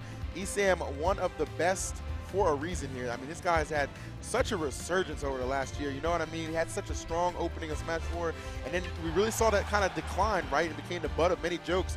But you can't really make too many jokes anymore, man. This guy is back with a vengeance, and he's been at the top of his game for many months now. Absolutely, and one of the things to keep in mind, Esam, one of the absolute best players against Cloud, also known as one of those Cloud killers. And shout outs to Austin, who actually provided us with some information. These guys have not played in 2016 or 2017. Yep. This is their first meeting. This is actually a, kind of a, actually the second, of first encounters here for Esam. You saw what he was able to do against Mr. E, obviously looking to replicate some good success against Tweek here. It's been quite a while since these two have played, man. So I'm sure some new tricks on the table for both. Look at this right here. Tweek trying to answer with those up airs. Good stuff. He waits for Esam to air dodge, and he gets that down tilt. Beautiful play right there from Tweek. Having no problem just reading where Esam is going and just having these hitboxes out. And just like that, man, has made up that deficit he was facing early on. He evened it right back up. Esam was at 0%, got him up to 81, and now he's lapping Esam in terms of percent. Esam at 104. Wow. The turnaround. And that right there is so smart. No fear of the quick attack, just having full confidence in himself to react and punish accordingly. Gets caught up in the sky right here, gonna go to the left side, should make it back with that limit. No, the Thunder Jolt actually gonna connect, and that'll lead to the up smash. Tweek had to overshoot that landing a little bit. And really, that Thunder Jolt was what set it up. He was gonna land just fine, get onto the ledge, but unfortunately it did not come to pass. He jumped a little bit too high and ate that up smash for it. Right. You saw the mastery of Tweek with that up smash on Esam's quick attack where he tried to run at him. Tweek is very comfortable here. He just has to be a little bit more careful. That's all it really comes down to here. And now with this very fragile lead, Esam looks to extend it a little bit here, trying to come in there, fading these back airs. Got to be so careful. And Tweek is going to throw out that big time option of the forward smash right there. But unfortunately, a lot of startup, which gives a little bit of time for Esam to react. Oh! There, yes! Big down air there, killing Esam big off the damage. top. Just big damage. That's my man Silent Doom holding it down over there in Europe, baby. Just like Esam is holding it down here on FD and in a major way. Now, Tweek does have his limit here, and we saw in that first stock he was able to make up a lot of ground with it. A lot of that predicated on the fact he was able to get some of those up airs started here. Looking for a little bit more of the same. Yeah, you can see that skull bash. Esam trying to retreat. He's able to get away, but he gets ledge. Oh, my goodness. Goes all the way to the ledge for it. Tweek trying to convert the nair into the limit cross slash. It's not going to happen. Gets caught up. Oh, so barely getting that sweet spot. And again, Esam's so strong against Cloud. Tweek had to position that perfectly. No doubt about it, man. Just really making Esam work for it here. And in a major way, Tweek still with a lot of life here. Gets clipped, though. Could be deadly here. Reverses it a little bit. Smart stuff. So smart. These guys are trading haymakers back and Can forth. he survive? Oh, my goodness. That dash attack has so much power behind it. A lot more than you would expect. And coming off the wall jump just throws out that cross slash. Trying to catch Esam, being a little overzealous. But maybe it was Tweek who actually ended up in that position here. Gets the ledge snap again. You can see Esam shaking his head. He knows he's dropping these opportunities and conversions. This might come back to bite him as Tweek is trying to fire back. He's going to get the back throw. As efficient as Tweek has been, even when trailing by a large margin, you do not want to allow this man another opportunity at life. He is looking to just drop that final big hit here. Fading that thunder. How will he come back? This will be very crucial here. Elects to go high, throw out the forward tilt, and that'll do it. Just narrowly sniffing the blast zone, but that is enough. Tweek, in a valiant effort right there, will take game one. Just barely. Tweek was standing at the edge of the world, almost fell off to Esam, but Esam just dropping these opportunities at the ledge over and over again and again. And it's so uncharacteristic of him too, right? He gets his opponents in those kind of situations, and he's kind of like gotten that reputation, of being so good against Cloud because he doesn't miss chances like that. He makes sure that stock is taken off the board any chance he gets. Tweek, however, man, he really made the most of those second chance opportunities. One thing to talk about too is I mentioned that Tweek looked a little upset as he came up and maybe a little shaken mentally. That was not the Tweek that we saw there. Every time he was off the stage, completely composed, and he made it back, and that's how he took game one. But now, he's getting knocked off a different ledge, and he's going to take a ton of percent for it. Esam, the creativity never ceases to amaze me there. He's attacking on that quick 60%. All right, and looking to extend it even further here. A lot of the same that we're seeing from that game one, but we all know how that one would end. Yeah, and you saw him roll on that one. The first time he did not tech it, he took a lot of damage. That time he was put in a tech chase situation. Esam able to tack on a little bit more, so you're kind of damned if you do, damned if you don't. Yes, sir. He's going to land right in front of him. Eat at least one up air. Good job landing to the ground, taking no more. Ooh. Nice. Coming Got in there, another flipping one. him here with these up airs. As these strong aerials of Cloud really doing Tweek a lot of favors here. It goes for the dare right there. I like that decision. Oh, no. Okay, drops a little low, but I like the Thunder to cover his options. I do, and I like Tweek actually being aware of that Thunder, because notice he stepped right out of range there. Not going to fall prey to that. Seen it maybe one too many times. Ooh, wow. That was slick right there. It's one thing to just recover and have that limit. It's another thing to just be able to turn it into offense as well. Tweek doing a very good job in that situation. Every percent matters, and even though you're not getting anything huge off it, you're getting some percent. That's going to be good. Right now, Tweek going to have to recover creatively, and again, he's able to get around ESAM. The timing is just immaculate on the part of Tweek, man. Oh my, wow. Damn. I mean, Tweek went up to the gods in heaven, and then he got struck right down by ESAM with that Thunder, and right now ESAM answering right back, but Tweek just throws out the down air, and ESAM just, okay, here you go. Yeah, pretty much. Like, all right, I mean, what can I do about that? Got to come back here. And despite these early strong leads, ESAM has been able to build every single time Tweek has answered back. And it has been in quite an impressive fashion right there. As you see the follow-up right there. Good coverage with the dash attack here. And it's gonna retreat right here and dare ESAM to come into that zone. ESAM, though, taking the challenge and penetrating. He's got to try to get Tweek off the stage to use that limit. Or he can try to use the limit to, get a little bit more in terms of grab combos, as we can see here. Got some up airs, but Tweek sneaking out that up air of his own and getting out. That Cloud up there is so powerful, such a good tool at escaping a lot of situations. Tweek using it to perfection here. Oh, ESAM with a little bit of a step back right there, but Tweek not getting caught off guard. Gets him with the helicopter. Tweek opting to jump rather than hit the ground. I think that's an intelligent decision. Gets the down air into the up. All right, these jumps right here, a little bit of coverage here. And notice Tweek is content to just let ESAM get back on the stage for free, man. He's pretty comfortable in the fact that he can outplay him or keep up at the very least in neutral. And for Cloud, man, his hits are going to make a little bit more of the difference, especially with a lead like this here. And I'm really surprised that he didn't pull the trigger there. ESAM landing right next to him with that back air. There's a lot of lag on that if you hit the ground. Could have just thrown out the limit cross slash. Hope that does not come back to bite him. I think Tweek just throws out that big time forward smash there. Trying to catch him here. Might have put himself in a little bit of danger, able to land at that top platform, but ESAM still relentless on this chase down. I wonder. Back air? Oh, almost getting it. ESAM in a recovery situation. He does get it, and there's the climb hazard. I had a feeling that's what he's going to be setting up for. It was a good decision right there. Just the execution just a little bit off right here. So now Tweek got to go it alone. No limit on deck here. But considering ESAM's percent, man, this is still very doable for Cloud. He's able to make it back again, and really, he has not been stopped in terms of recovery. He gets the fourth throw, and maybe a little bit more percent. He might be able to kill with up throw. It's not a great killing throw, but it can work. Yes. But the back air is all he needs there, and Tweek sneaks that one away. And you can tell the confidence from Tweek, despite missing that limit climb hazard, was not deterred one bit. Understood ESAM sitting there at about 130. He knows he's susceptible to that from a multitude of Cloud's moves, and that back air being one of the best. Tweek was so conservative in that match. He had the limit. He had a few opportunities that I think he could have taken, but he did not want to be off stage against ESAM without limit. But historically in this set, we haven't seen him get knocked off stage and lose the stock for it. Exactly. He's been just so good at the evasion when it comes back to getting to the stage, man. And you put a lot of odds on this match here. You probably wouldn't expect ESAM to be down 2-0 right now. I mean, that is pretty incredible, especially the reputation I feel like he's built when it comes to fighting against Cloud. But Tweek caring nothing for that. He's just put himself in a great position to continue on through this bracket and off to a fiery start right here. Usually ESAM the one dictating the pace in the early going. This time Tweek taking the reins. So here we go. He's got the back throw off the side. He's going to do it again, trying to keep Tweek off. He's going to jump up, and oh no. Is this it? Is this what we've been waiting for? I think he's going to be fine. Yeah, I had a feeling he was going to be okay right there. I knew he was going to drop that second hit of the climb hazard. Smart play right there. Just get himself back to the stage and gets limit in the process as well. So, but gets this jab lock here. Not going to take the stock, but a ton of damage to stage control on the part of ESAM right now. Goes for the double thunder, but obviously Tweek is going to air dodge that second one. He's going to watch the thunder jolt. And again, kind of let ESAM back on the stage. He's playing sumo, though. Yep. He's trying to keep him off on the ledge, make sure he's there. Tries to take him down with the thunder, but it's not happening. And again, he's off on the stage. He's watching for that back air. Every single time, just so good on the timing with those down tilts.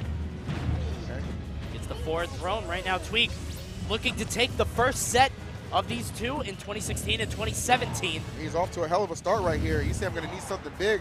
I mean, it's not just about this game. You still got 2 more to go. Even if you get past Tweek right now, but you will not get through that dare, which has really just been really strong for Tweek thus far in the set. We've seen him use it a couple times, and I love the offensive usage right there of the Blade Beam to just help himself recover safely, get some damage on, and continue this onslaught. There's My goodness. so much damage coming out here. 35%. Doesn't sound like a ton, but Esam is having so much difficulty killing Tweek. You got to imagine he's going to get more. Goes for the super aggressive dare. I like it, man. I like it a lot. We're seeing that really Tweek, you know, for what we said coming into this match, looking a little disheartened, man. I think he's taking all of that, and he is just using that as fuel to this fire that is just scorching Esam right now. He is feeling himself. You can tell in his movement. He eventually does get caught, but he doesn't die until 184. It took a whole lot. If Esam is going to be the cloud killer that he purports to be, he needs to get Tweek off the stage and end this stock now. Absolutely. That is going to be the difference maker, but keep an eye on Tweek. He almost has that limit again, so that'll make it that much more difficult. See Esam with the back throw. Tweek doesn't have too much to worry about right here. He's going to have to use his limit here.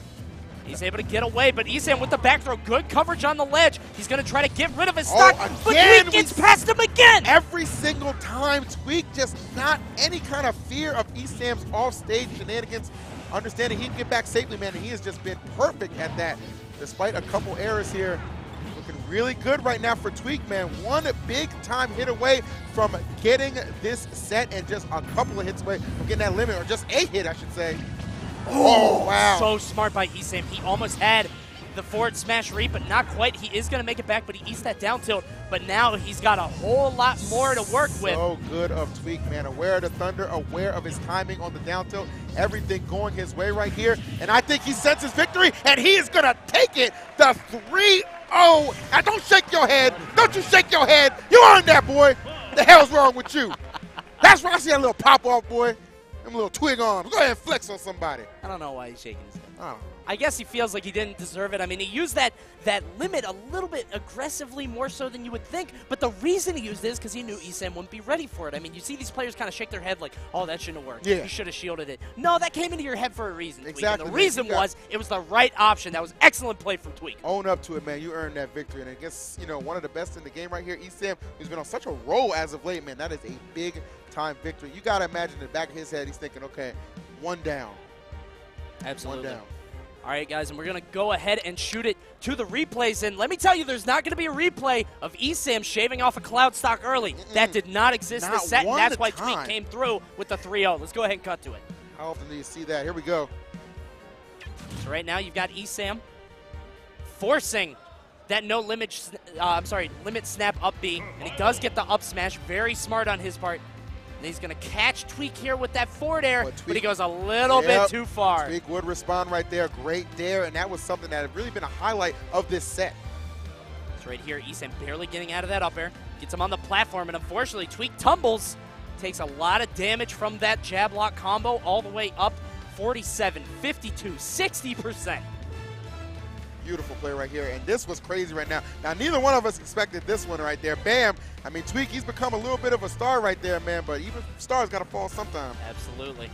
Right here, you can see that the was the blade closer. beam Yep. just barely getting past Esam. You can shield it, but you got to shield the whole thing. You see Tweek kind of shaking his head there at the very end, but nah, you earned it. It was so good, too, because we've seen Tweek at several situations use that blade beam as a good offensive measure to get back to the stage. That time, using it as the closer right there, catching Esam, getting a little overzealous, and man, what a time to shine. That was an incredible set, and what a statement for the first set of these guys to play each other. Tweek coming out with a 3-0, saying you cannot get my cloud. Esam, again, purporting to be this cloud killer, always killing clouds when they get off stage. Esam, definitely an edge guard master, but Tweek just kind of outmaneuvering him at every opportunity. That was just an incredible set. No doubt about it, man. I know Tweek sometimes gets a little flack for being inconsistent, but we really look at this guy's record. I mean, you examine it. All the tournaments he's been through, you know, through the 2016-2017 season, really, he's only like missed the top 8 cut maybe like 4 times. So absolutely. Another impressive showing from there, earned that victory. D-Disciple on stage now, though, to introduce our next competitors. All right. That was good for Tweek. All right, let's get back to the winner's side for winners finals. A rivalry that has been so strong that they created a civil war saga based on these two. Can I get on player one side, TSM 0?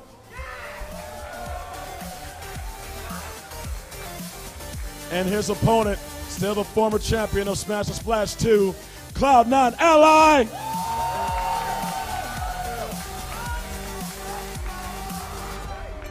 Normally I do an interview, but I want to be curious right now. Who thinks Zero's going to take it? Okay. Who thinks Ally's going to take it?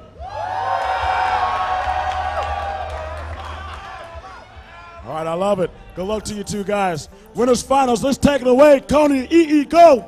So, we should be booking it. Let's go. So, Zero versus Ally.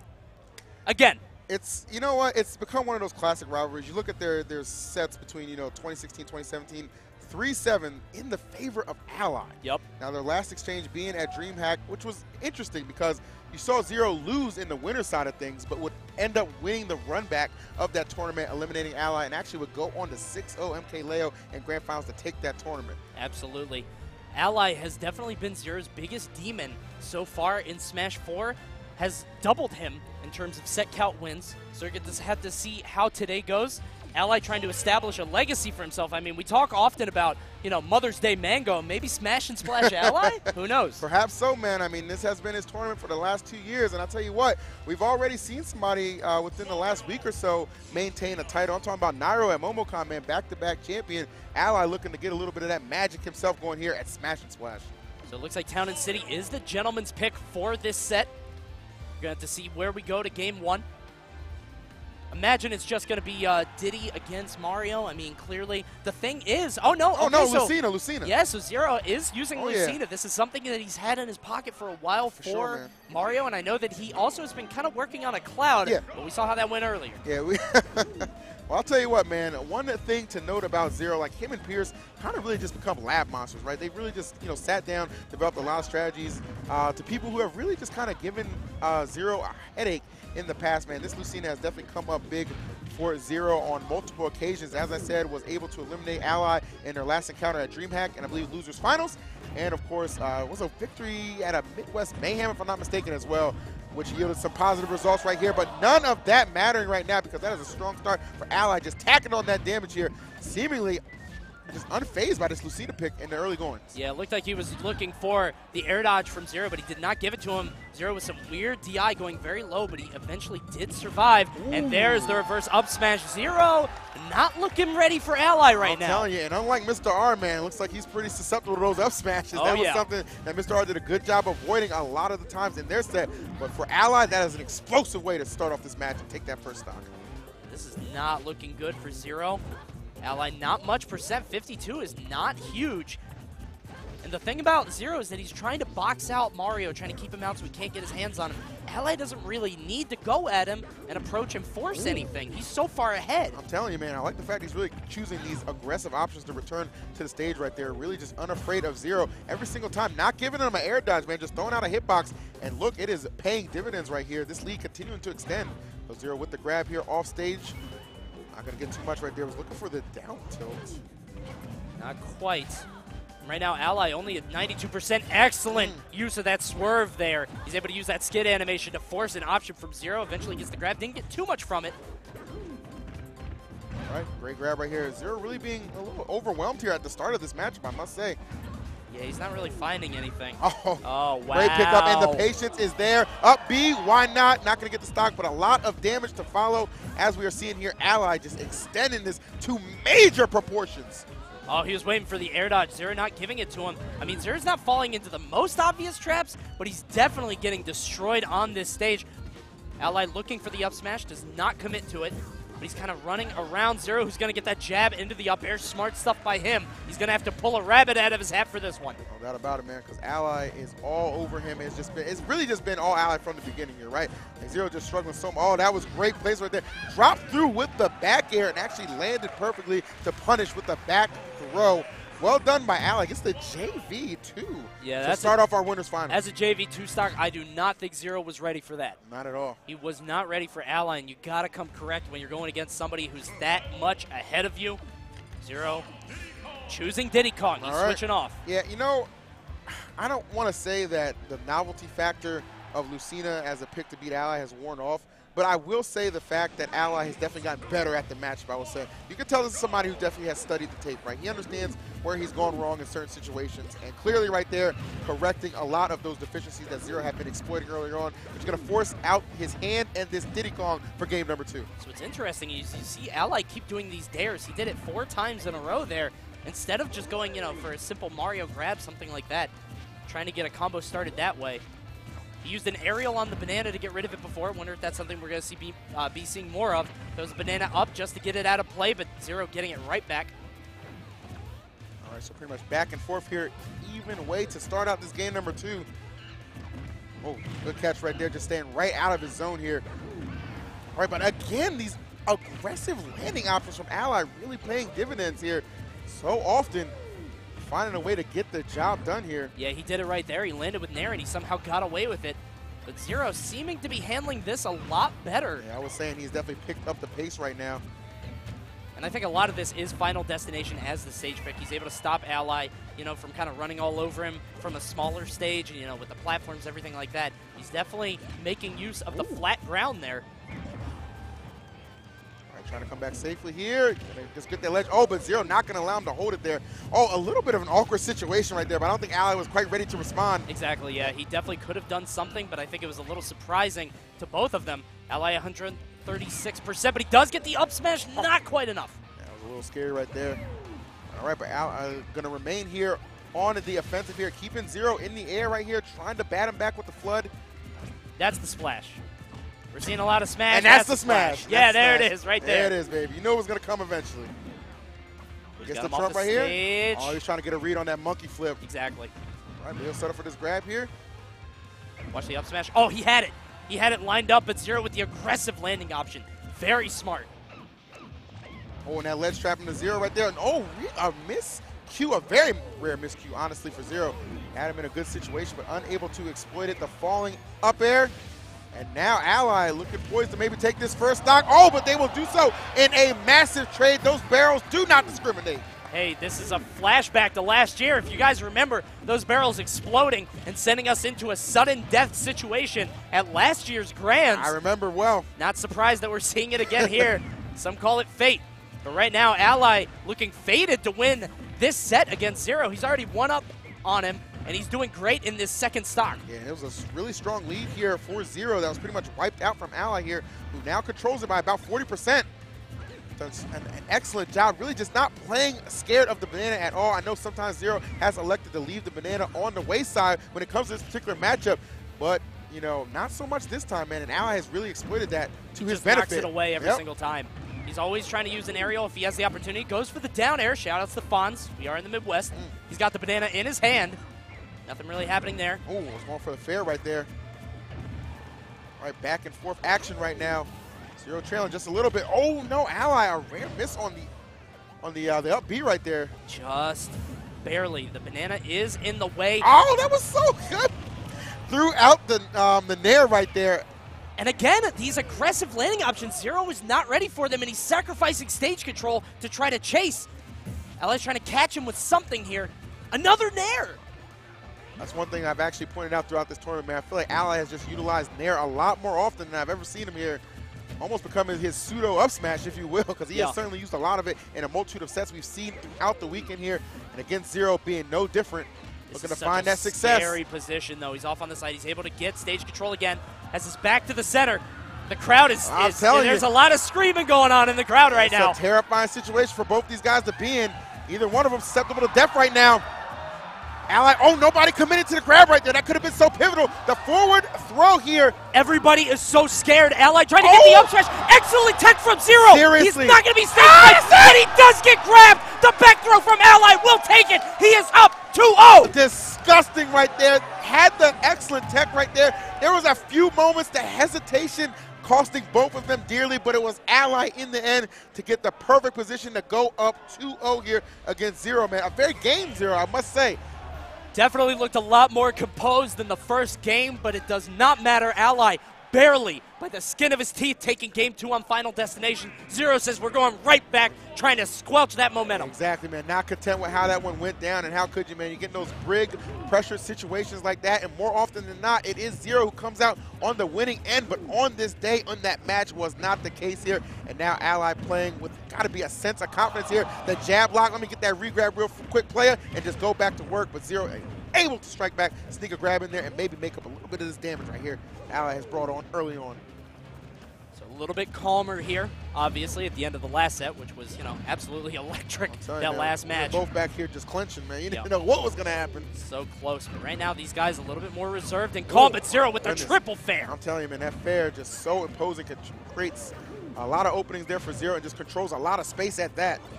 We're seeing Zero kind of define the pace of the game now. Anytime Ally is next to him, he's getting these grabs, he's getting these aerials. And Ally having difficulty dealing with it. Oh, good catch from Zero right there. Very smart.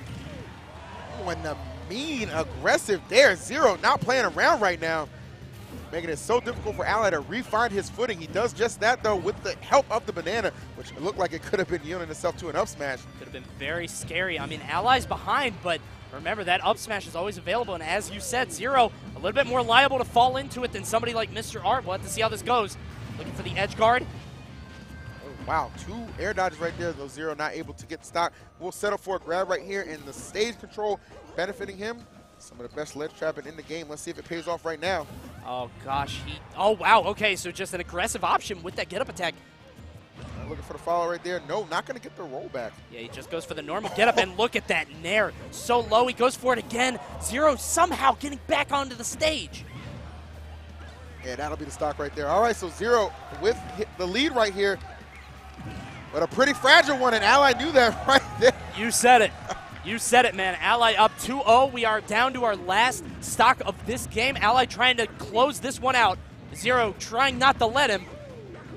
So intense right here. Both these guys, the back and forth action has been amazing, but at the end of the day, it has thus far favored Ally. We still find himself in a pretty solid position here. Oh, no. And you know, what is it, Coney? No. One grab, one opportunity, and it tends to be a big one. You saw the aggressive option for Zero getting out of it, but he gets another. Watch the down. Oh, he almost got it. So close, the man. Dunk almost coming out. Oh, wow, just kind of using the flood to just back himself back there, and then had the nair as well waiting. So really, Ally, so many creative little plays he's making right here. I think it's the fact that a lot of moves he's choosing are just kind of unorthodox and not what Zero is expecting, and you're kind of seeing it be the difference maker for the most part, I want to say. Now, keep in mind, when Ally has that banana, he cannot go for an up smash, so he doesn't want to hold it too long, just in case an opportunity presents itself. But whoa! Boogie on him! That immediate pivot grab. Zero's on stage, he's in a terrible position. And that's going to wrap things up. I think he Z-dropped the banana and just clipped the recovery. Zero falling 3-0. Ally, a man on a mission, and this three-peat looking a little more likely as he books himself a trip to Grand Final. Ally extends his set lead against Zero to 8-3. 8-3. That is absolutely insane against the best player in the world for Wii U. Ally just stuffing his barrels with that banana, throwing it right in there, and just taking that set. That was incredible. That was incredible, man, and really just, you know, you look at it, the third week in a row, one time failing to even get the winners finals, and for the second tournament in a row, failing to win winners finals. So Yikes. Yeah, so it is real right now, man. Yeah, it's a scary thing. I mean, I know that Pierce has talked to Zero, said we got to come up with an answer to this. Mario Lucino was clearly not it, at least not today. So he's got to figure something out. Let's go ahead and cut to some replays of the set that we just witnessed. Let's take a look at this here. And this was beautiful right now, and you said it yourself, man. We kind of saw that last year at Smash and Splash, that DBZ-esque kill. So look at this. He gets the sage spike. This was sick right here. Excellent tech. He goes for that. Look at Ally in the player cam popping off. He only needs one hand to be able to back throw. And there it is. He's just going to throw this right into the barrels. And that's perfect execution right there. Gonna do it. And that's the 3-0 special right there, man. We didn't even show any clips from that Lucina game. Yeah. Well, there's nothing to show. Damn, man. We're gonna show these loser semis though. I think that's that's coming out. That should be pretty good, man. I believe D-Disciple on the stage. D-Disciple, do you? Oh, wow! Excuse the hell out of me. We have 2 trailers before we get to the winner semis apparently. So we're gonna take a look at those guys. Enjoy. Keep it locked here. Smash Check these out. 3.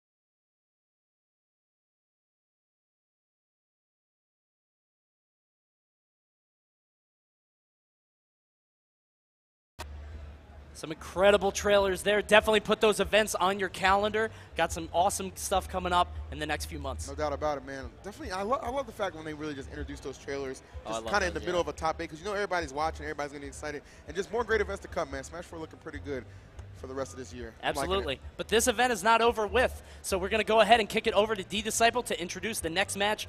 D, who's up?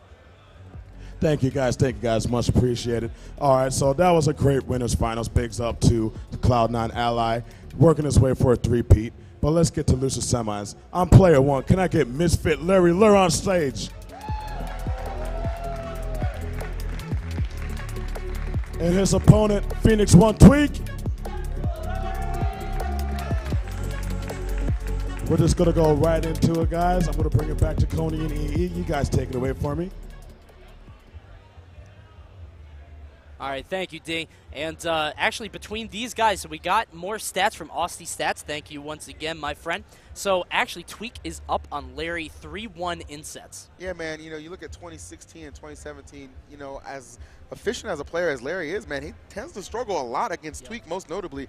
And, you know, that has kind of been the theme and continued throughout this tournament as well, because it was earlier on, Larry was sent to loser bracket by none other than Tweek, man. So it's not too, like, you know, for players like Larry, for top players in general, they always want to avenge those losses that they're not content with, obviously. And sometimes you got to wait, you know, a few tournaments to get that opportunity. But no, for Larry, has a chance at vengeance right now here at the very same event that Tweek sent him in the losers bracket.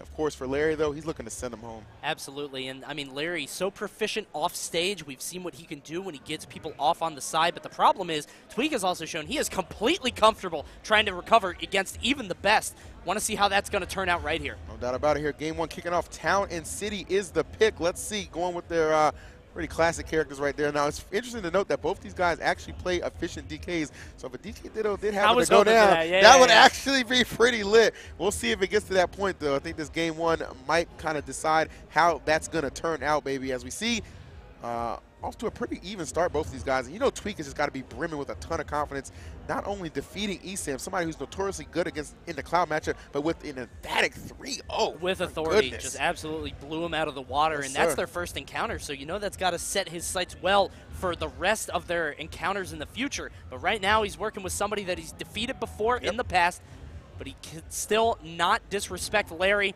obviously the most proficient Fox on planet Earth. No doubt about it, man. This guy's been the best Fox for quite a while for, you know, good reason here, man. Just such good technical prowess, really calm and cool under pressure, and when he gets a chance to strike and exploit, he does just that, man. Double jab into the up smash to seal the deal here. Nice back air there. Larry going for the aggressive option, not really taking any damage for it. Illusions right into it, gets that down throw. Oh, I don't think he expected the tech in place. Yeah, I know, right?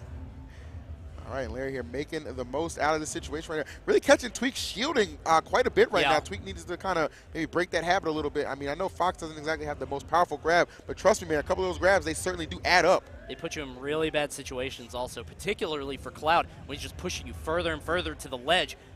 There's that rapid jab. Going to go for the up air and just kind of shark under the platform, not commit to anything crazy. All right, and Larry just content to try and land right above Tweek, though, but an up tilt and an up air will seal the deal there. So Tweek here, a little light at the end of this tunnel, only 77%. Nothing short or nothing we haven't seen him make up before plenty of times right now.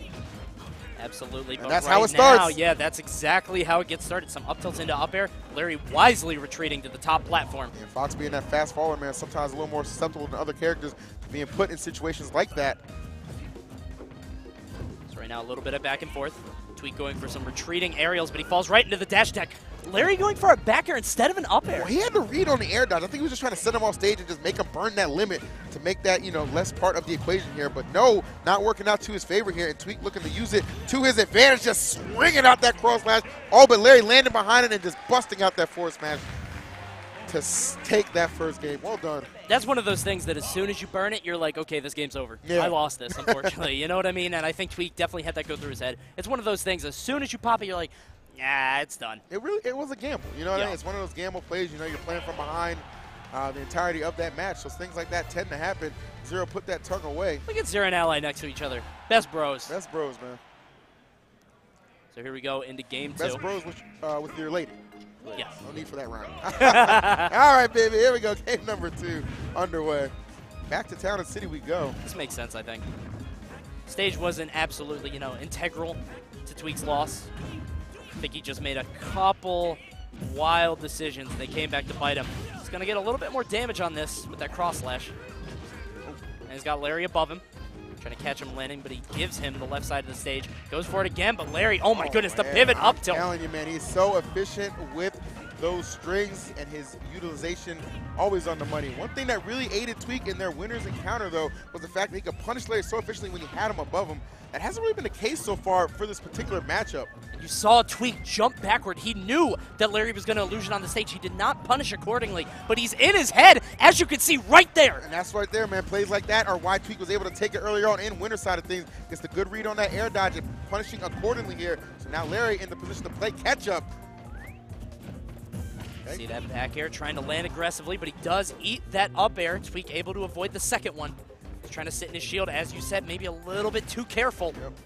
And he's using second jump immediately. He doesn't even want to challenge Larry, but unfortunately, he does get hit by that up smash, loses first stock. Yeah, well timed there from Larry, man.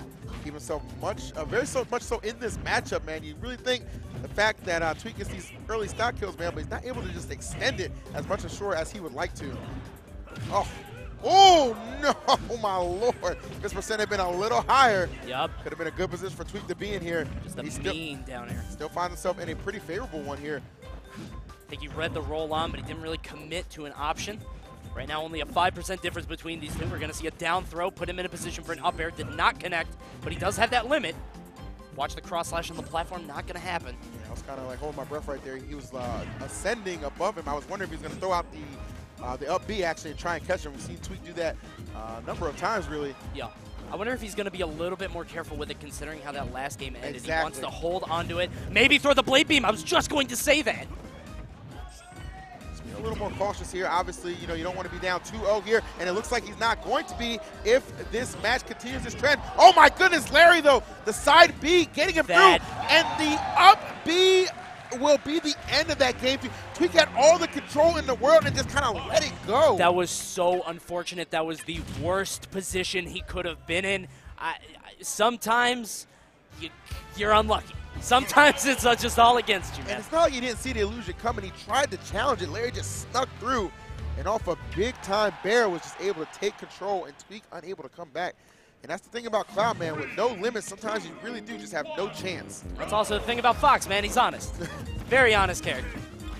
Larry barely sneaking out of that one. Tweek attacking on the percent super fast, but Larry with that aggressive dare actually coming down and answering right back. Yes, sir. All right, tomahawk right there. I like that. As you said, Tweek kind of known to sit in his shield a little bit too long against this character. Larry trying to fire back and punish him for that. And honestly, that could be one of the kind of defining things Larry picked up from their first set where they had encountered in winners, man. I mean, I really do think that Larry is somebody who just kind of goes back, studies the tape, and just realizes where he made those mistakes. And he's so good at just correcting any errors that you saw in their last encounter. Absolutely. So right now, again, Tweek just kind of giving Larry the stage again. He's got him on the ledge, but he doesn't want to commit to anything. Larry going for that rapid jab, just trying to punish, any kind of option coming out of Tweek other than shield. Oh my goodness, the back air. He is so quick at just sneaking those in. And he perhaps has just got himself into top 3 right now, one stock away from sending Tweek home in 4th place. He's looking so hot. Tweek just not really having an answer for this. Does hit the back air. He's going to try to get his limit back. Good dash attack, challenging the illusion. Going to force Larry to think twice on his recovery. All right. Oh, good drop down. Yes, it is enough right there. A little thanks to that boosted ability right there up the limit here. Just a little bit too close on that. You see Tweek kind of dashing left and right.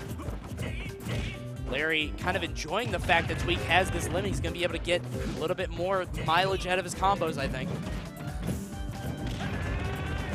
Rapid jab again. He just keeps throwing that out if they're next to each other, just hoping to catch Tweek on one of the punches, but instead Tweek catches him with triple up air. And right now, there's a very minute difference, only 9%. Yeah, seriously, and right now you see Tweek on the hunt, but for the moment, Larry reassuming control, though. Tweek picking the aggressive option. I like that. Back and forth they go. These two hard hitters, a lot on the line for Tweek, just looking to get on the board. Larry trying to make the read right there, not able to come up with the stock. And now Tweek, you knew he was hunting for that cross line. You saw him dash back and forth, trying to find that opening, and he just slices his way through and takes the game. so close, and you kind of see remnants of the Larry Lurr versus Fatality set from a few weeks ago. Mr. R actually commented on it, said that Larry was so close, only a few frames off of actually winning that game, winning the set. And you saw him get the read on the up smash, but just a slight mis-execution, just kind of an error in his gameplay, and he gave that game away. You got to hope that he isn't going to be defined by that. He's able to make it back. We're back to Town and City. You really think about how much that set, kind of changed the landscape of that top 8 in Momocon, man. If Larry were to fall here, man, it'd be a hell of an effort by Tweek to get this reverse 3-0, man. But just think of the ramifications that could occur, especially for Ally, who's just waiting in grand finals. Yep. Here we are, Larry under Tweek once more. Tweek somehow reversing fate on that one. Was able to get under Larry himself. And again, more damage. Yep, forward throw right here. They're looking to clip him. Tweek is going to go high right there. Smart play. Trying to reset the situation a little bit. So good at just dropping those up airs, man.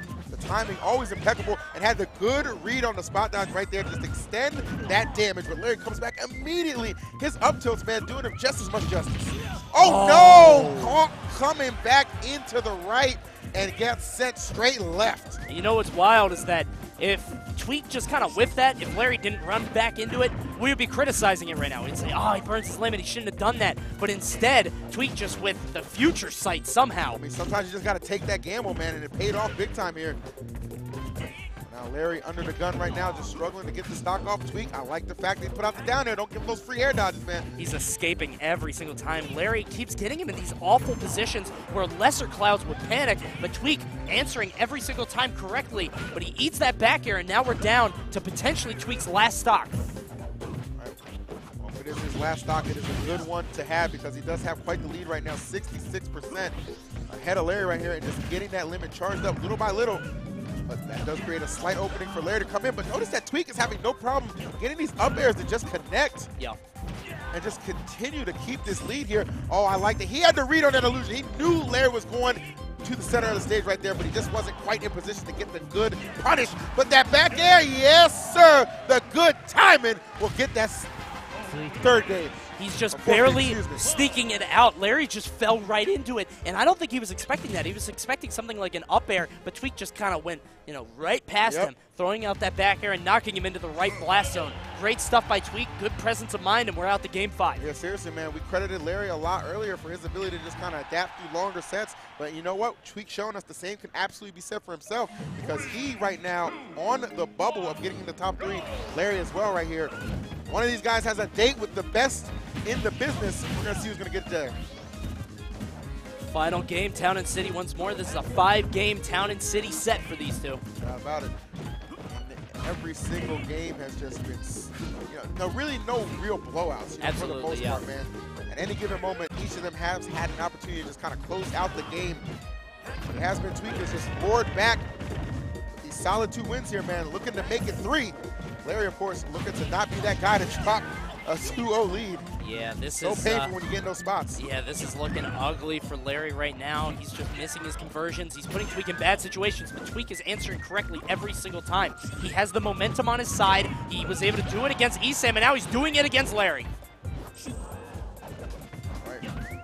Oh no, too low, but he's able to recover.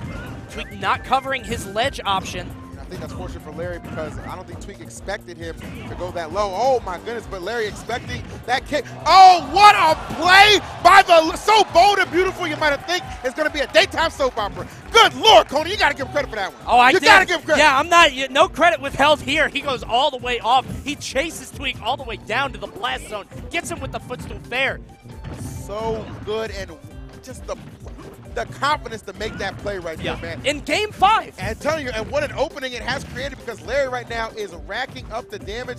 Not the most right here, so that's still going to create a chance for Tweek to take this. But, man, every little bit counts in a set this close. And speaking of close, that back air almost missing his mark. But for Tweek, getting fortunate right there, able to connect. And right now, man, coming down to the wire. These guys very good friends down to their final stock in this Game 5 situation. They know each other so well. As you can see, Tweek covering the air dodges every time, not letting Larry land. But now the situations are reversed. Oh, my goodness. And right now, Tweek assuming control here.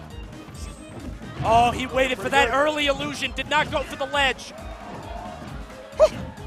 So close. Tweek going for these back airs. Larry pulling the trigger first on that grab, does get the back air. Yes, caught the air dash here, gonna force out this limit. Oh, these back airs so scary. Both these guys trying to push each other off. Oh, Larry narrowly surviving here, goes for the dash attack. Off stage here. Nice, you gotta throw out that offensive option there. Don't give Larry any free air dodges here. Though Tweek panicking a little bit. Oh, gets caught up, burn! Baby burn! And in dramatic fashion, Larry Lurr able to keep his dreams alive here at Smash and Splash 3 despite a very valiant effort on the part of Tweek. The fire ignited under Larry. He came alive at the end of that game in the first stock where he got the footstool fair. He was able to take Tweek all the way down, and that just the momentum never really stopped. He got the up B on Tweek, and he was able to take the game. He takes game 5. So much respect between these two guys. These two guys, but Larry is the better man today.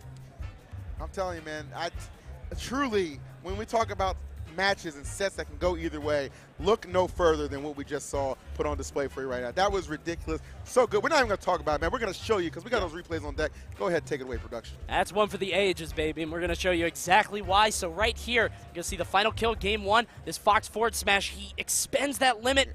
Oh, getting right behind him right there. And just that's the snow, baby. Shouts to snow. Shouts to snow. And shouts to this game number 2 right here.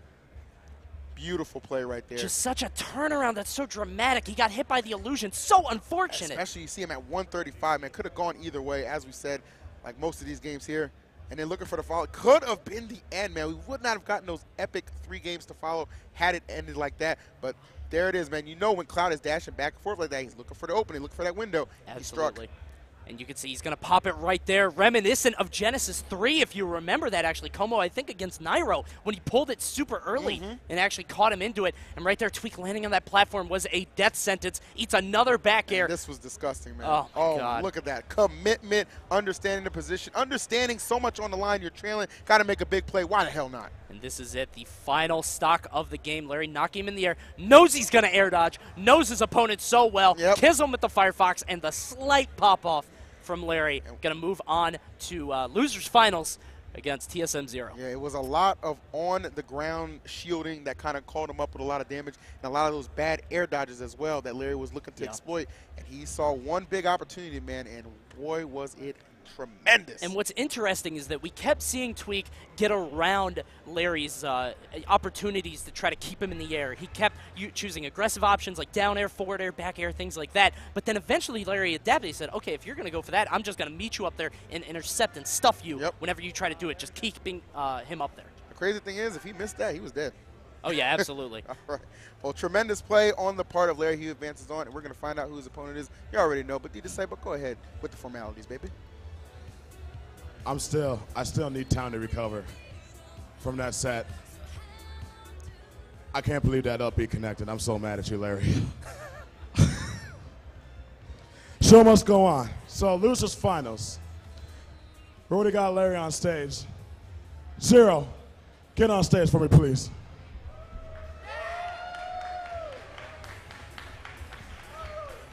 Okay, 0. Are you ready to try to bring it back to grand finals? Yeah, I want to beat you, Ally, so I'll do my best to get to you, but we'll see how it goes. These are one of your demons that everyone's been calling.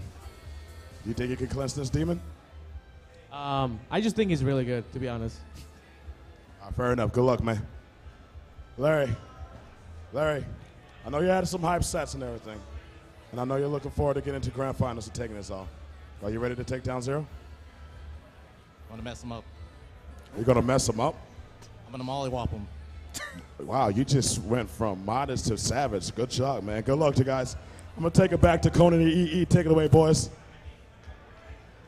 I like it. I like the fact that it wasn't the power. I'll do my best. Yeah, he didn't give us the TV answer, man. He gave us the backstage, the cameras off. We just take it, we just backstage just cracking one open with the boys. He said, I'm going to crack this man's head open. Yeah, he cut a promo on him. That's exactly what that was. Absolutely. Good stuff from Larry, so we're going to have to see how this goes. But in the past, it has not gone well. 0's up 11-4 in sets. Larry can pull them out, but it's not very often. It's been a while, man. You got to go all the way back to when he eliminated 0 at CEO 2016. And then Abadango Saga being the most recent time he was here. Man, that's a long time ago, man. Oh, yeah. That's quite a bit ways back, you kind of have to go to find that. And then they did have an exchange last weekend. I had the privilege of commentating that, and it was kind of a trouncing on the part of Zero, man. It was a clean 3-0. Definitely. So, if Larry, though, if he can ride that momentum that he just built up against Tweek, man, I would say he has a pretty good shot here. Obviously, Zero coming in a little bit defeated after his match against Ally. Let's see if he can exploit that. And this must be some kind of error, glitch or something, because we struck the Lilat. I don't know if these guys realize the stage they're playing on. You know, so many people hate it. I'm surprised that we're here, but I guess they decide just to play it off. And right now, Larry is outplaying Zero in a major fashion. Seriously, he's up 53%. Oh my God, just zipping and popping across the stage, man. Those pseudo wave dashes, man. He is just getting a lot of mileage here and a ton of damage. Leaves himself open there right there for a quick banana toss. Don't let those fares be the death of you here. Yeah, he's trying to stuff those illusions. We saw Tweek do it before, and Zero's doing it also. Larry kind of known to go for the illusion on stage rather than at the ledge, and he does get punished for it. Meanwhile, he's able to punish Zero with that back air. I'm telling you, well placed, well timed, and he is just dropping the dime right now. Absolutely exploding here, but Zero immediately roaring back himself, not to be outdone here. All right, was hoping that would connect. Not going to find it, though, just yet. Oh, my goodness, somewhere Sakurai smiling. And as is Zero, too, man. Again, he gets the illusion on stage, and Larry does it again. He keeps going on stage and getting thrown right back off. He's got to make his adjustments and try to mix up his recovery as best he can. It's one of those things, man. You come in with a game plan, come in with a blueprint, man, and that'll go a little bit of ways for a while, man, but you have got to be able to adjust on the fly here. Zero picks up on habits just so quickly and just knows how to exploit them. Diddy Kong being that much of a powerful character here. Of course, the same can't be said for Fox. We already know what both of us think about this character. Oh yeah, and we've seen some earlier sets from Larry where he's made those adjustments and kind of refined his play over the course of 5 games. As we saw in that last set against Tweek, I'm sure he can do it again. You're going to have to watch his recoveries for the rest of the set. Excellent read on the tech back from Zero. As you can tell, Larry going right to the ledge. Sir, keeping a lot of control right here. And so often we see oh my goodness, those monkey flips. Yeah. You already know, man, if you can't punish those, man, good luck against Zero. We've seen time and time again, Larry has been able to do that, especially in his set against MVD. Remember the amount of control he was able to exhibit there? Of course, Zero, though, a whole nother beast entirely. So now Larry in a bad position, but he's able to explode right out of it with that down air. Spot dodges the monkey flip, very smart. There's the rapid jab in the wrong direction. Actually kind of pulled him back behind him. Oh, but just going to explode with that dare and then go into, wow. You can see Larry kind of laughing. He was like, yeah, that was a very honorable play. He was like, all right, I'm not letting go of the A button. Just do what you want. Well, you deserve this. I've seen plenty of times he just kind of elected to just jump over him and bear him when he has Larry in those situations, just kind of rapid jab it. But this time he was just like, you know what, let me experiment a little bit. And let me tell you something, Professor, it was a success. Very smart. It was a good hypothesis. It's a good way to put it. So we're out to game 2, guys. Let's see how this goes. Zero now up 1-0 on Larry, trying to push the set count even further into his favor. Town and City once more. All right, just go to that platform right there. Yeah. Better to take the damage, man. He didn't want losing the stock. Exactly. He did not want the fair footstool at all. He's been victim to that too many times from Larry, so he just recovers on the platform. So smart. Well, like I said, when players are pretty cognizant of the fact that Fox is going to be looking for that, all you have to do is just wait, because he has to make the first move, and you can really just play around that. Yeah. Go, tries for the dash attack. Oh my goodness, and Zero stuffed him. He knew that Larry was going to try to jump off and go for the back air, and he just is there waiting for him, just like he's there waiting for him on the illusion. Exactly, knows exactly where he's going to place that illusion right there and getting a lot off of that neutral air. Zero is playing so far ahead of Larry right now. He is 5 steps ahead at all times. I got 5 steps ahead and looking to put him 6 feet under. Just absolutely destroying Larry here in the opening of this game, too. There you go, finding a grab here, trying to mount some offense. Zero not trying to let that be the case, though. Love that. Slowed down a bit. I like that back air there. Yep. Okay, almost. Tries to place the back air, the down air, not going to happen. Gets the nair, Zero trying to land. He's doing just fine, trying to get this up tilt. The monkey slap. You see him walking right there, very patient here, understanding the position that he's in. Oh, another big time dare, man. Really just pulling this out of that toolkit, and there you go. See you later. But listen, that tech from Larry, excellent presence of mind. If he didn't tech that, I'm pretty sure he would have died off the top. But he gets that back air right now. Zero in a very bad position. Tries the shine spike. A little cheeky there. Hey, if it connected though, man, it would have knocked him out. Oh, yeah. Just unable to find the window right here. So for Zero, opportunity still knocking, and this man having no problem just answering the door. Does get that up tilt into up air, trying to chase Zero all the way to top. Zero mixing up his landing by using, oh my goodness, the banana coming back to save it. Absolutely disgusting, Coney. All right, going high right here. A couple B reversals, just trying to mix Larry up. Does just that and retreats immediately, getting his banana back in hand. Can he get back safely? Yes, he can. And notice every single time just playing behind the banana. That quick movement right there from Zero. Will he punish? Yes. The down tilt's paying dividends right now. So much damage coming out from Zero. And, oh. There we go. All right, Kalahari, that's a little unsafe on that monkey flip. I don't know if I like that one. I think he thought that Larry was going to run in. Yeah, because Larry was kind of like in a pressure situation, looking to get some offense going. Yep. He's looking to kind of minimize that, excuse me. So I understand the play right there, but Larry, though, a good wherewithal, has the good countermeasures. Still with an opportunity here, though it is fleeting by every moment as these hits from Zero just continue to connect. Exactly, and right now Larry trying to make this comeback. I will say that Zero has kind of outplayed him at every opportunity in this match so far. The neutral has belonged to Zero. Absolutely. Like, not even a question. But it doesn't always define who wins the match. Very true. As Fox does have some opportunities, as you can see right here, trying to catch Zero landing. It's those game-breaking plays that can really just swing a set into your favor. But in Larry's case, he's just looking to get this game here. Got himself much closer here. Zero, a couple of air dodges now. That set's a little higher, though. He is one up smash away. Excellent work on that back air. Nobody turns around quicker than Zero out of that. I mean, my goodness, I swear the hands hadn't even retracted from the clap before that back air was out. It is so swift. He's able to, do that reverse aerial rush so quickly to hit that back air.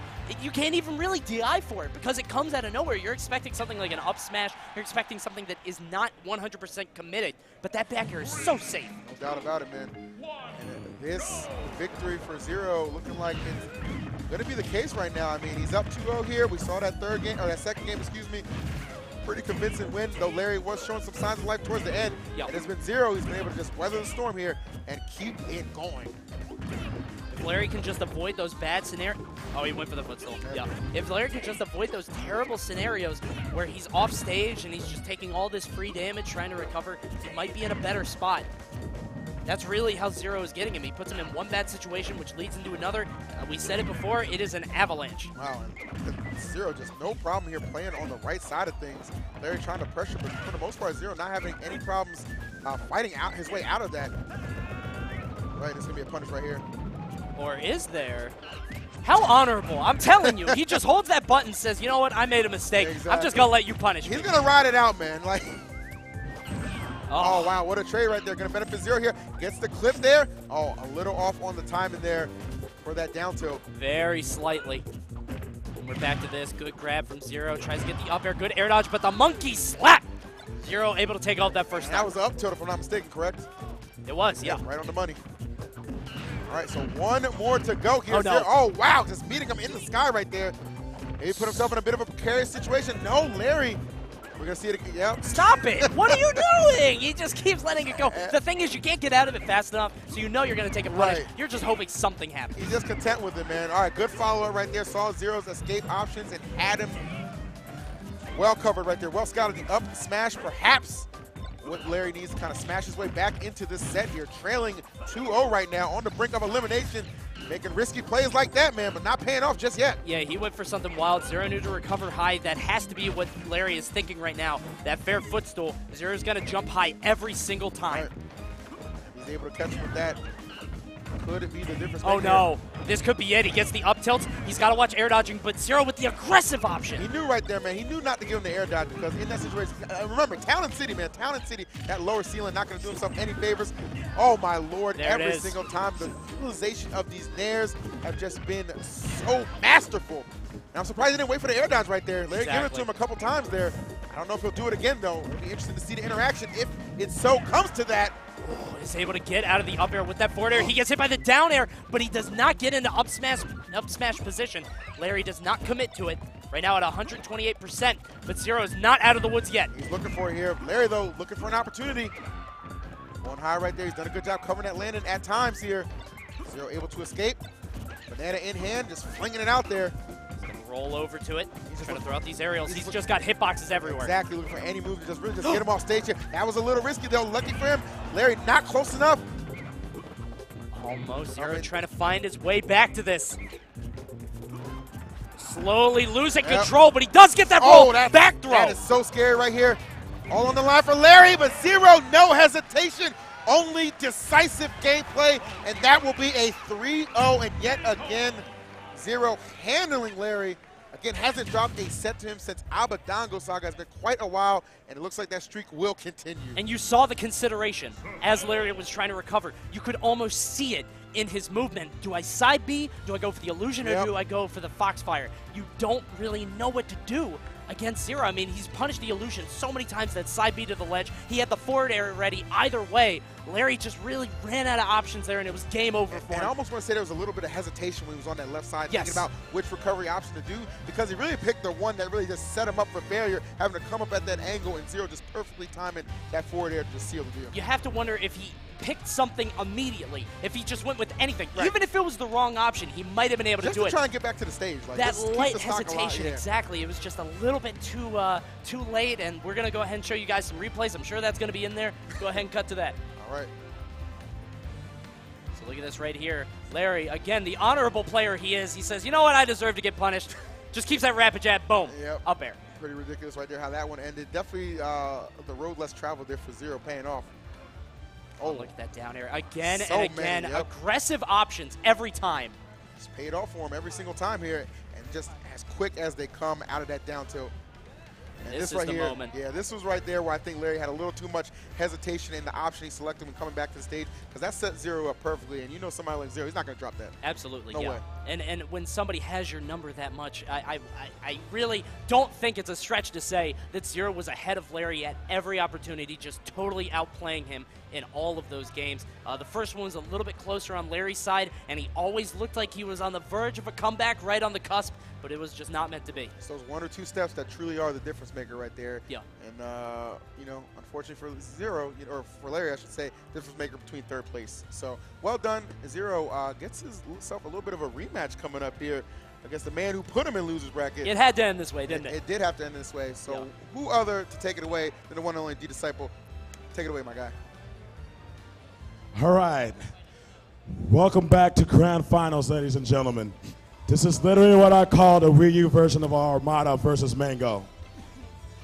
Working on a three-peat. Can I get Cloud9 Ally on stage?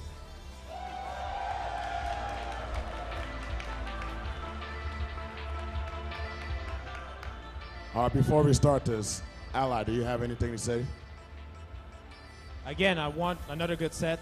Hopefully, it'll end like Game 5, something really like epic.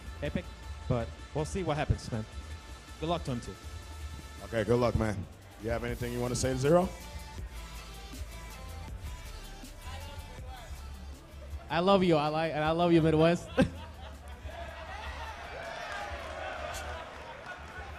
If this was the elections, my man would lose right now. All right, let's get Grand Final started. Coney and EE, take it away, please. I can't do it as fast. You can't do it. That's pretty good. Pretty good with it. I don't think the crowd. I don't think they're fans. I don't think they're this. I don't think they're fans, man. I guess not. I guess no. Oh, damn. Oh, wait, hold on. Cut it back. I mean, it's not. Look what I got. I mean, look. I know you're a little tight. Let me do a wheel. Let me do a wheel. Take it away, Coney. Oh, wait. This is hard. Hey! There you go. I don't think the crowd's a fan, man. I It's guess all not. good, baby. No. They want to get into the action. I'm not mad at them, though, baby. All right, let's give you the games, guys. We're on to Grand Final. Yes. Zero versus Ally. Let me hear it. Woo! You knew this showdown was looming, man. You knew. Kind of like a flashback to last year when you really think about it, man. Ally, of course, as we said multiple times, looking for the three-peat. In a great position to get it, man. I mean, he's got to lose 2 sets, and for somebody as talented as him, man, that's going to be very difficult.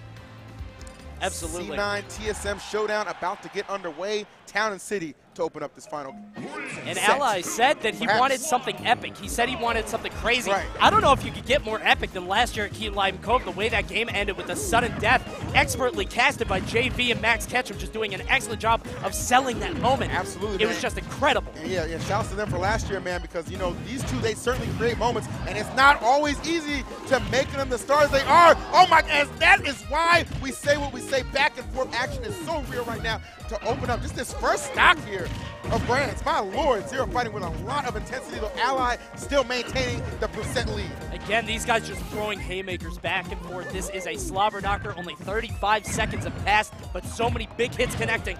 Zero gonna throw Ally off the stage. Look for that back air. It's not happening. Not just yet. Oh, goes high right there. Now, we've seen good answers here from Zero because we've seen so many times, especially in that last set, Ally would have let to come down with the dare, but not to be on that occasion right there. Ally still able to take the first stock. And Zero, I don't know what happened there. I definitely thought that he made it back. He had a second to react, but unfortunately it did not pan out, and he actually perishes his first stock. Yeah, no doubt about it, man. Just kind of just taking care of business. It's Ally here. Ally just seems like he has his number, man, every single time. Ally, we said that Zero was 3-5 steps ahead of Larry. Ally seems to be 1 or 2 steps ahead of Zero at every moment. Absolute man on a mission here. Okay, though good patience there from Zero. You see the little slide back right there, able to get that down tilt in the up smash. Classic bread and butter from Diddy. He's going to need a lot of that, man. Ally out here trying to toast this man. Oh, goes for the cape right there, trying to send him in the opposite direction here. Yep. Now you see Ally trying to put on safe shield pressure, mixing up Zero on the side. Goes for that nair, but Zero not just taking the free grab. He's trying to find something else.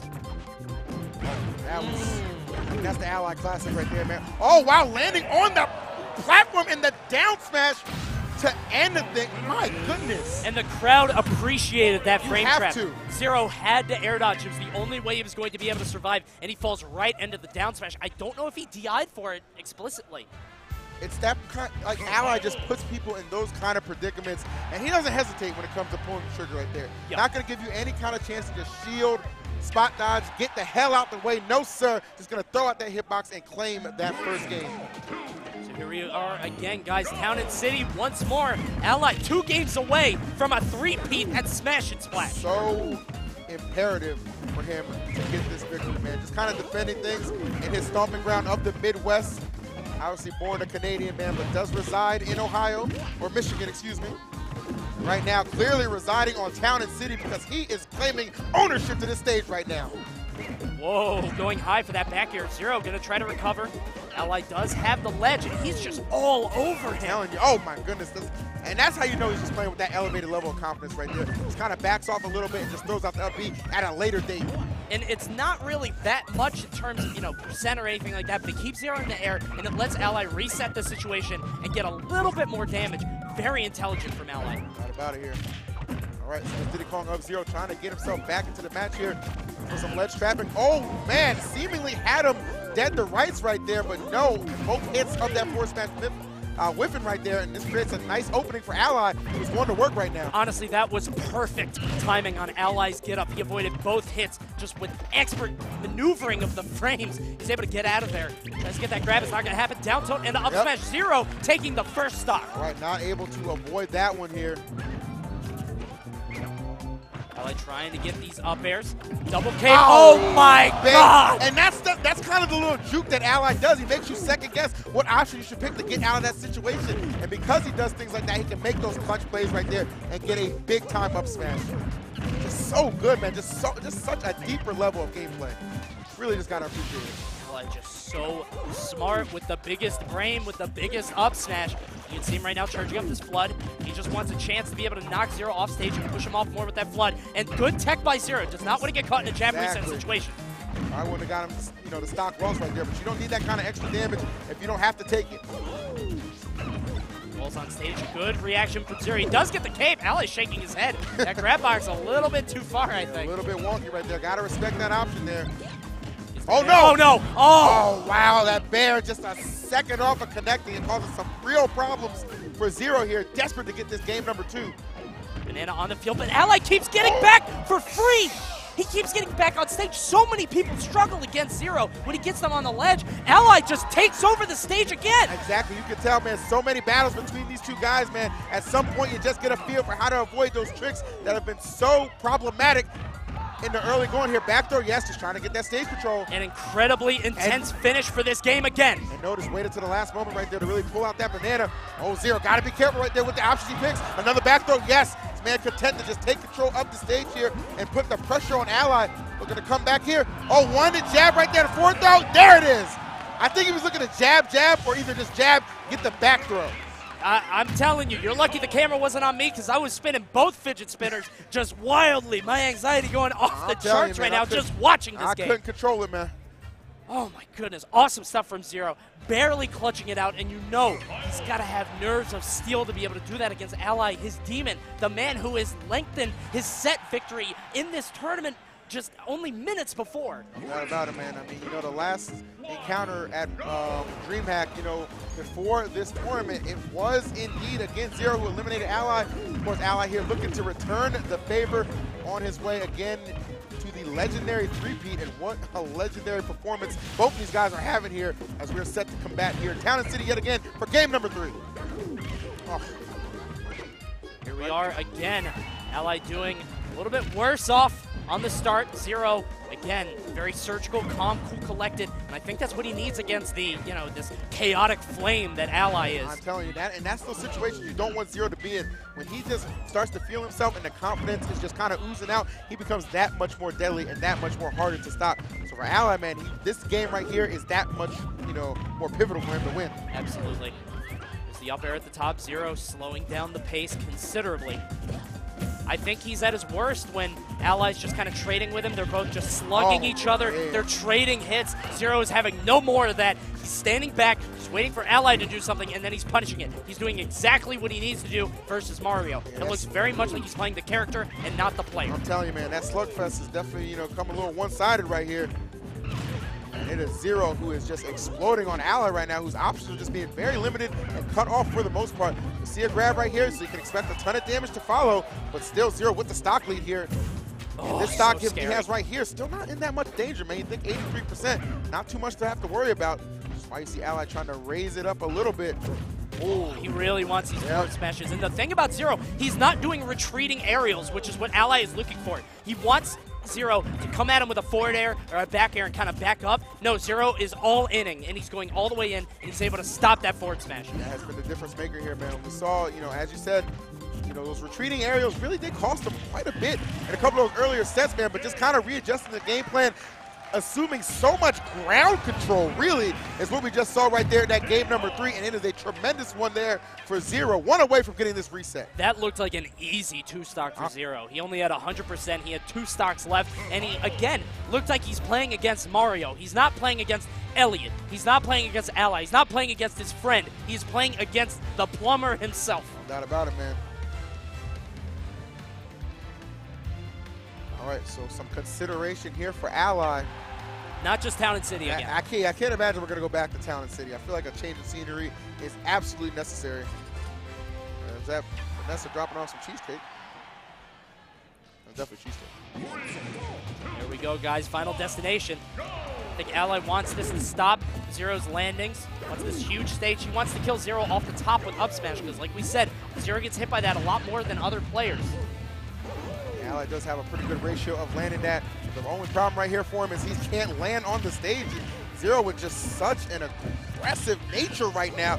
You see him just swinging right there, just going for that forward air, just content to just get him off the stage and just add on this damage here. Ally falling prey to some of that good ledge trapping and edge guarding that we know Zero to be famous for. It's just a lockdown. I mean, once Zero gets his sights on you, it is so hard to get out. It's like a fighter pilot. He's just locked in, and there's nothing you can do. Look at this. Really now fight or flight here for Ally. Pretty much just choosing flight. Oh no. Zero But. Yeah, oh wow. Okay, I like it. That was a little clever right there because he kind of switches up the option there. Picking maybe the unconventional one that Ally was not expecting here. Excuse me, Zero was not expecting. Oh, but look at this, a 60% difference. Oh no. This is bad for Zero. Ally getting so much range and answering back with that forward smash. How many times have we seen him looking for it, and what a time for it to come in big right there, trailing almost 90%, and now to just take the lead and just storming back here against Zero, trying to not only wipe out those stocks, but wipe out that confidence that he may have gained. About all the momentum that Zero has attained over the past game and a half, It is all for nothing after that forward smash. Oh my goodness, and again, we see the answer back. Reads the monkey flip, gets the pivot grab. Oh. He's off stage. And he is, man, off stage, but coming back here. Ally clipping him right there. Great dash attack, charging up that up smash. He's looking for the ender right here. What a shift in momentum we've seen over the course of this game. Ally always just barely out of range for Zero. He's got him off stage, gets the fireball, tries to get the stage spike. Extra smart from Zero. And he's just right there waiting for Zero to pick an unsafe option right here. Zero, though, so far doing a good job keeping himself grounded for the most part here. Not choosing too many aerial options, which I'm sure Ally looking to punish right here. Oh, so he scary. wanted that so bad. He needed it. There's the down throw. He's going to go for the forward air. That will not connect. I think he's trying to wait for the B reverse. Exactly. He's just trying to set him up to make him pick an uncomfortable option. Oh, that bear had it connected. Could have been the closer right here. Goes for the nair, a late nair, but drops a little bit too far. A little scary on that. Somehow Zero surviving all these interactions right here, keeping this stock alive. 147 looking to mount the comeback right now. And in dramatic fashion, might just get the job done here. This is playing so almost scary. Fearless, despite the percent deficit. Right now, there's the up throw into the up air. He waits for the air dodge. He does not connect. There's the back air on the side. Zero will survive, but he's in a very bad position. And he is. All right, the nair. Nice trade here for Ally. Oh, but that was a smart B reversal on the part of Zero. Knows he has to do that. I think he's looking for an up B. He's trying to commit to something. It's not going to happen. There's another up throw. Up throw. Not quite. Mario ain't got the juice like that, man. Calm down. Back throw. But perhaps. No. Wow. He wants an up B, I think. Not committing to it or an up air. A couple of options right here. If you can get a read on the air dodge, I'm sure. Oh, this is super scary to be in right now. Oh, not going to commit to the chase down here. Back throw. Zero as at 194%. Ally has to find a way off this ledge. It's like a puzzle. He's able to get back. Right now, Zero at 194. And he misses the grab! Is it enough? It is! Wow, Zero! That man's clutch factor cannot be called into question with plays like that. He just misses the option. He chose wrong. It became rock, paper, scissors at that point. And when he went for the grab, when he was trying to set up for the back throw for the potential kill, Zero punished him hard. Unbelievable play right there on the part of Zero, trailing damn near 100% and still brings it all the way back. This man determined not to take a loss 3 tournaments in a row. He is, you know, and that's crazy, right? For Zero, this tournament right now, 3rd tournament in a row on the line for him, looking to secure a victory. Ally looking for his 3rd Smash and Splash victory, man. Absolutely. A tale of threes right now. Zero has earned his bracket reset. So again, guys, the set has reset, both in losers. The winner of this best of 5 will be the winner of Smash and Splash 3. Okay. Zero looking pretty explosive yet again here, as we see him from the start. Those early combos, those grabs into aerials, so strong from Diddy Kong. And you can see both these guys kind of spacing each other out. Ally probably looking for a forward air here, but no, he takes the safe damage. Oh. Very safe with those up airs. Yes, sir. Loving that. Great play thus far here from both these guys. Ally with a slight lead right there. Good reaction to both those guys. Double power shields is coming in. Long set like this, you know, everybody pulling out all the stops right here. Oh, yeah. You leave nothing in the clip. Leave it all out there on the stage. Yes, sir. You know, Ally trying to, you know, be very intelligent, try to think and how he's considering getting back on the stage. Doesn't want to take any unnecessary damage. Nice. Zero winning that exchange right there. Content to just notice Zero every single time, just once Ally off stage. I think realizing that the most time he's able to maximize that damage is when Ally is trying to get back to the stage. And good patience right there from Zero. Just doing such a good job at just reacting to Ally, having the perfect counterplay. And that right there is why he gets the first stock here in our opening game of Grand Final, set number 2. Yeah, we talked earlier. I said that Ally definitely has Zero's numbers. But Zero, I don't know if he had caller ID or something, but he's definitely got Ally right back here. Yes, sir. Oh, no. I wonder if that was an up smash or something. He had it guaranteed, but he falls through the platform with an up air. It's the safer option, but it could have been a kill. He's trying to pressure him. Yeah, he doesn't have invincibility on the ledge, but Ally doesn't really have a fast enough option to cover that. Zero knowing that right quick, and he's exploiting it perfectly here. And just narrowly here, trying to stay out of the range of Ally. Gets caught up with the back air, going really low right there, avoiding the flood and the fireball. And just off that, gets himself back to the stage. Now this back throw could be crucial here for Ally. Just trying to maintain some control. Just desperate to get the stock off, man, but Zero's just evasiveness, man, just at another level right now. Zero is playing ice cold. He's just thinking, very surgical, very clinical in his play. But he does get grabbed, and there's the back throw. Crowd kind of coming alive for Ally. Definitely the fan favorite here. Not about it, man. So many people, they want to see Ally take this tournament, hold it down for the Midwest. See Zero kind of rolling about. Remember the first stock of that last game where Ally was able to come back. He tries to take him off the top. Continuing to just pop him up right there, maybe trying to exploit the fact that lower ceiling here on Town and City. I think he was going for the rage, yeah. Yep, the Zero, though, surviving all those big-time hits. Still with a pretty comfortable lead, and he's going to keep on extending that, just tossing out that up air here. Trying to make it so difficult for Ally to land. Tip for tap, back and forth they go. Zero, though, every single time. Good catch on that. He actually air dodges. He's able to catch it. Ally trying to get his hands on him. Not quite. Good back air from Zero. Ally's got to find a way to land. He just lands on the side. And again, Zero not really stopping him from getting back on stage, but Ally with the aggressive get-up attack. And that's fine with Zero, man. He's content to just kind of wait this one out here, see where it goes, just trying to limit those options. I would say the platform on that left side was very helpful, though, to Ally in getting back here. So Zero going to try and set up just some of the same right now. I really like the idea of that flood to kind of make Zero cross a lot of ground, and that banana might have saved Zero from potential death, maybe. If Ally was able to carry him all the way off on the left, he's got to thank his lucky stars that was there. Yeah, seriously right there. Such crucial play. The back air, though, to seal things up here. Zero has really found his strides here in this matchup. One thing about Zero and Ally, man, it always seems like during the first encounters, it's just Ally, Ally, Ally. Yep. And then slowly but surely, Zero starts to remember, starts to get a hang of it. And sure enough, starts playing, as you said, the character more so than just the player. I think that's definitely what it comes down to. Zero has to remind himself that Mario is as limited as any other character in the game. And it's not Ally, it's Mario he's fighting. All right, so here we are. Back to Town and City we go. It's been the favorable stage for both these guys here, and what a favorable start for Ally, just exploding there, and good patience to just catch Zero getting up on that platform and extend that damage, going for maximum ability right now. Oh, if he had just been a little closer to that grab, could have been the setup to even greater things right there, but can't be too mad at 97%. He absolutely went for it. He's got 100% pretty much uncontested. Now he has the banana in his hand, throws it at a pretty bad time. Zero, oh no! Zero has to catch his bearings again, and that can be very hard to do against Ally. You can see him trying to do it. He retreats to the right side of the stage, gets his banana, tries to calm himself down. Deep breaths.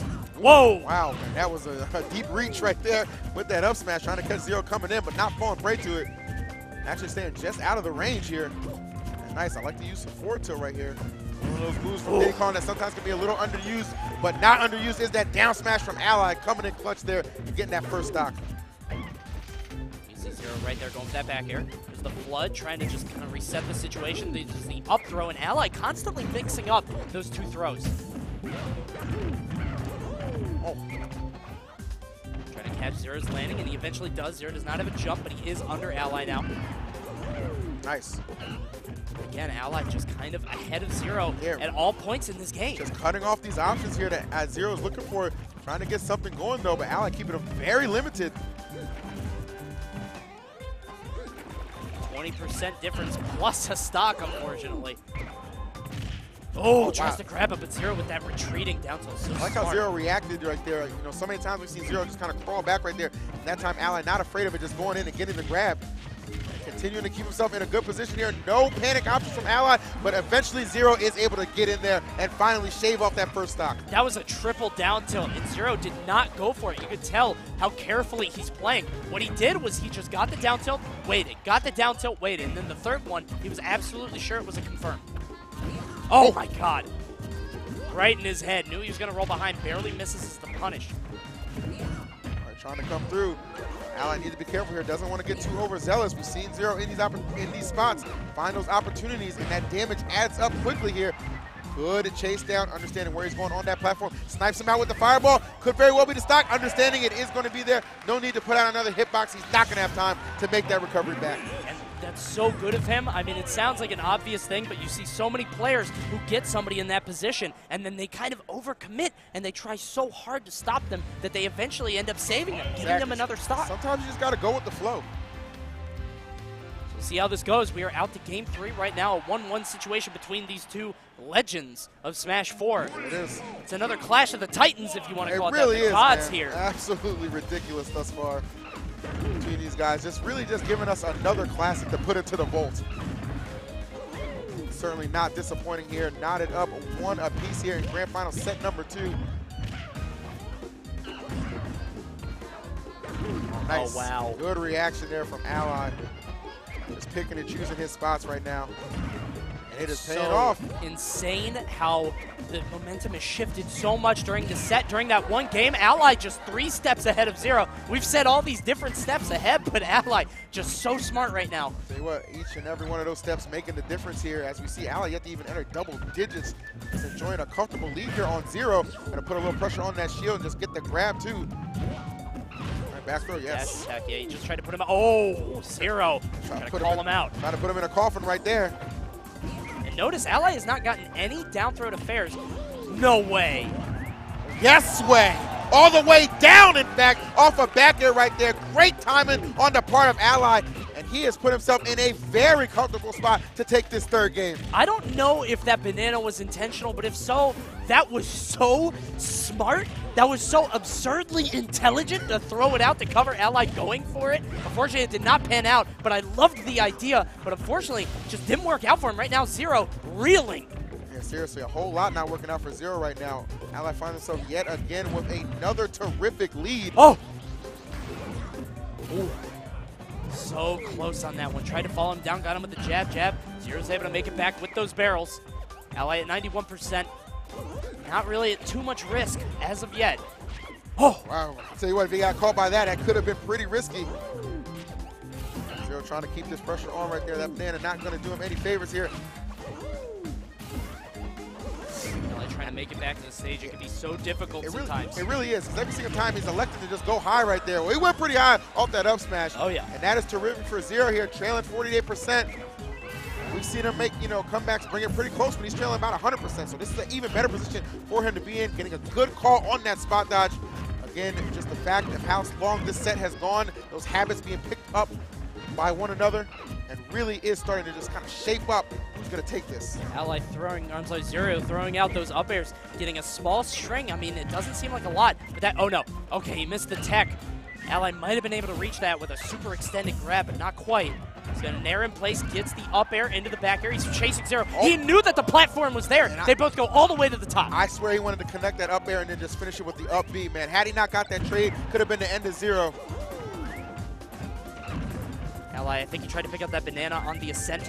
Did not happen. Goes for the forward air. I think he was waiting for like a fair or something like that. Might have just been a misinput for an up air. Don't know. Right now, Zero, again, has slowed down the pace of this game considerably. Exactly. Just lets him collect his thoughts. And that's where he's at his best, man, where he's just kind of able to just slow it down and then collect himself and catch that second wind here and bring it to a doable position. I think Ally trying to wait him out. And my God! And that is the scary thing about Ally. Just the slow, you got to be, just the slow creep, man. The slow creep. Ally playing like a fencer. He's just like in your face, walking on the ground, looking back and forth. You wonder what he's going to do. He actually was playing sumo with Zero there on the left-hand side, trying to force him off. He gave Zero a little bit of stage, gave him some rope to hang himself with, and got him with the up smash. What he did was give him a little bit of hope and then just snatched it right away there. Absolutely. So Ally 1 game away from that coveted 3-peat here at Smash and Splash. Will he get the job done? I have a feeling the best in the world may have something to say about that.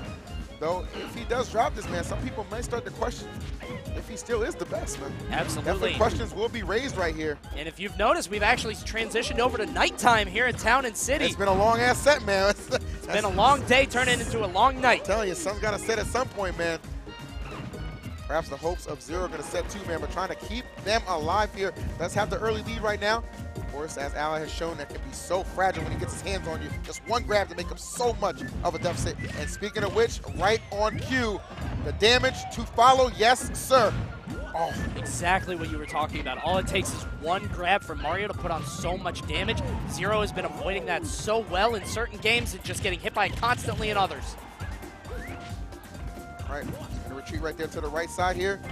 Oh, wow.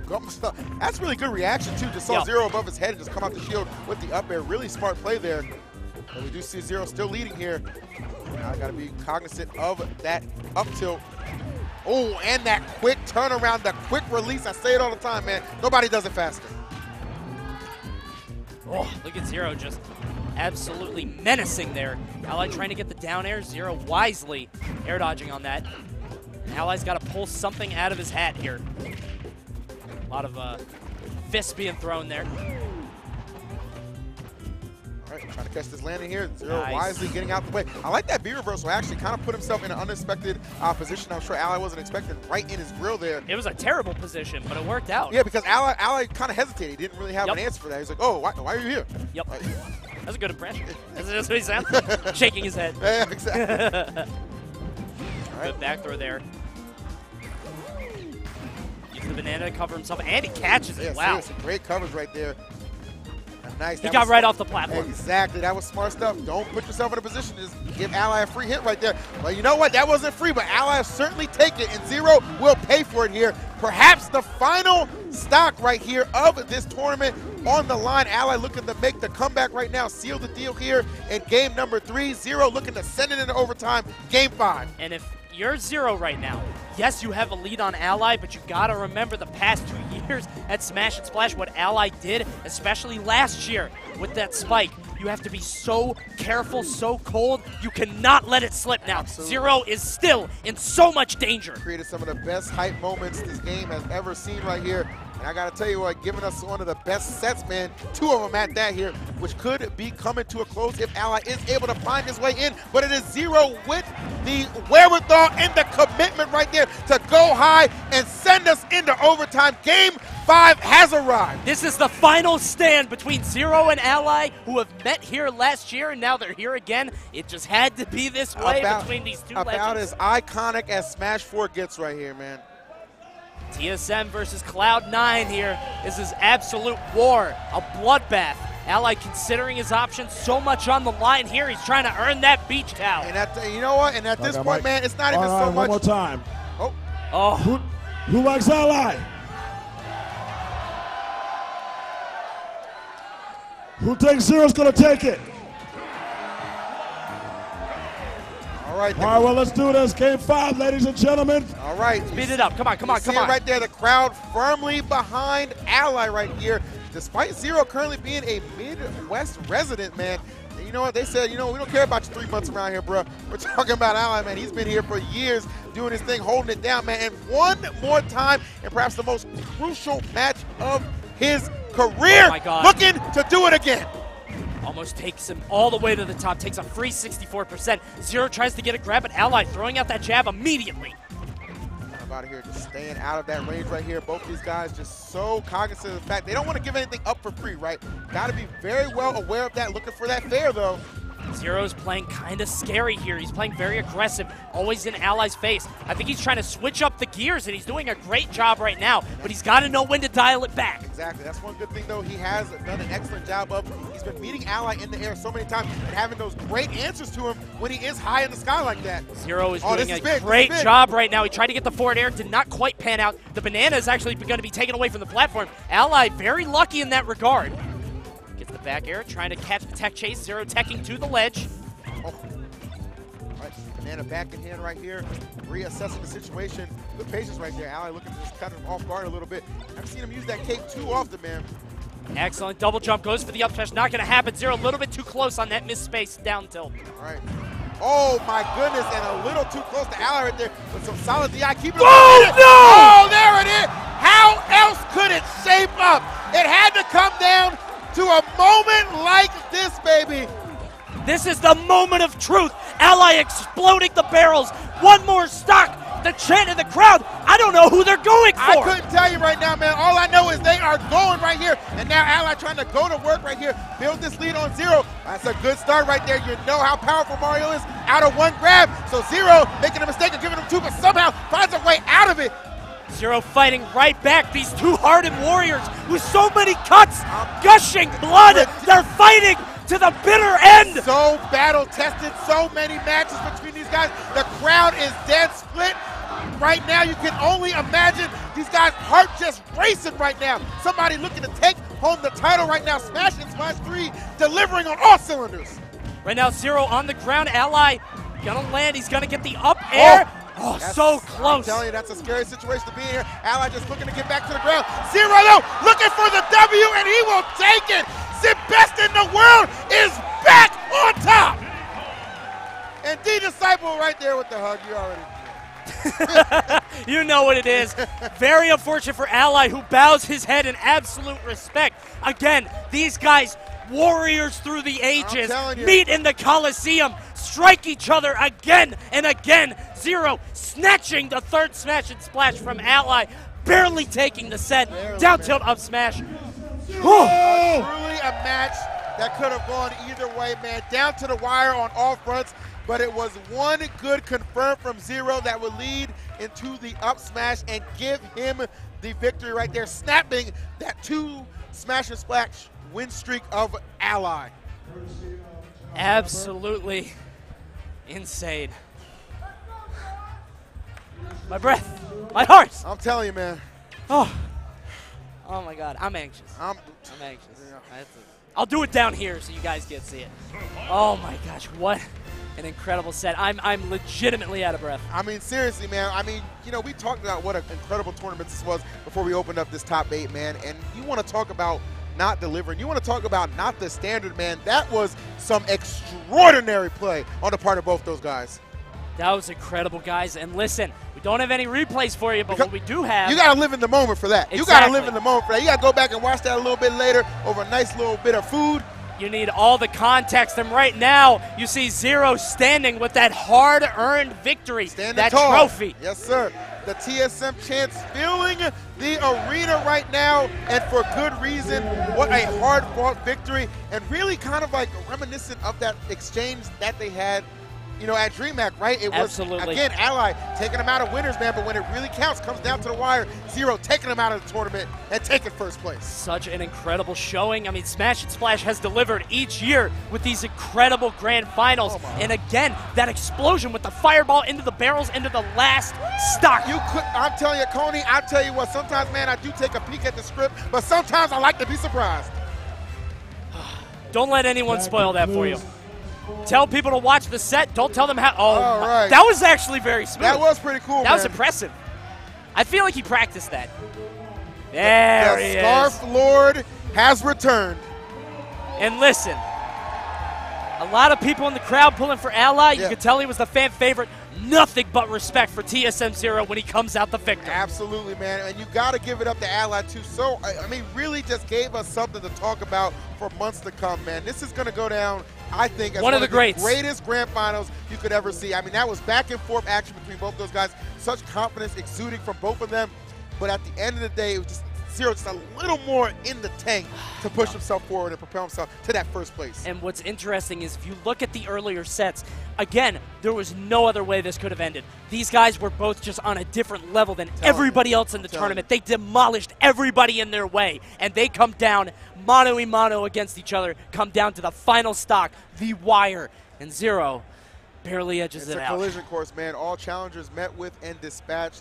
Unmovable force, unmovable wall. When they collide, man, crazy things happen, and that grand finals was absolutely outstanding. And brother, it was a freaking pleasure to do it with Absolutely. you, man. Like, seriously. Absolutely. This has been an incredible experience casting the Smash 4 Wii U Top 8. I would like to thank everybody that's running the event. I mean, Unrival Tournaments, Sage, Blind, they run the best ship. Chevy, I love these guys to death.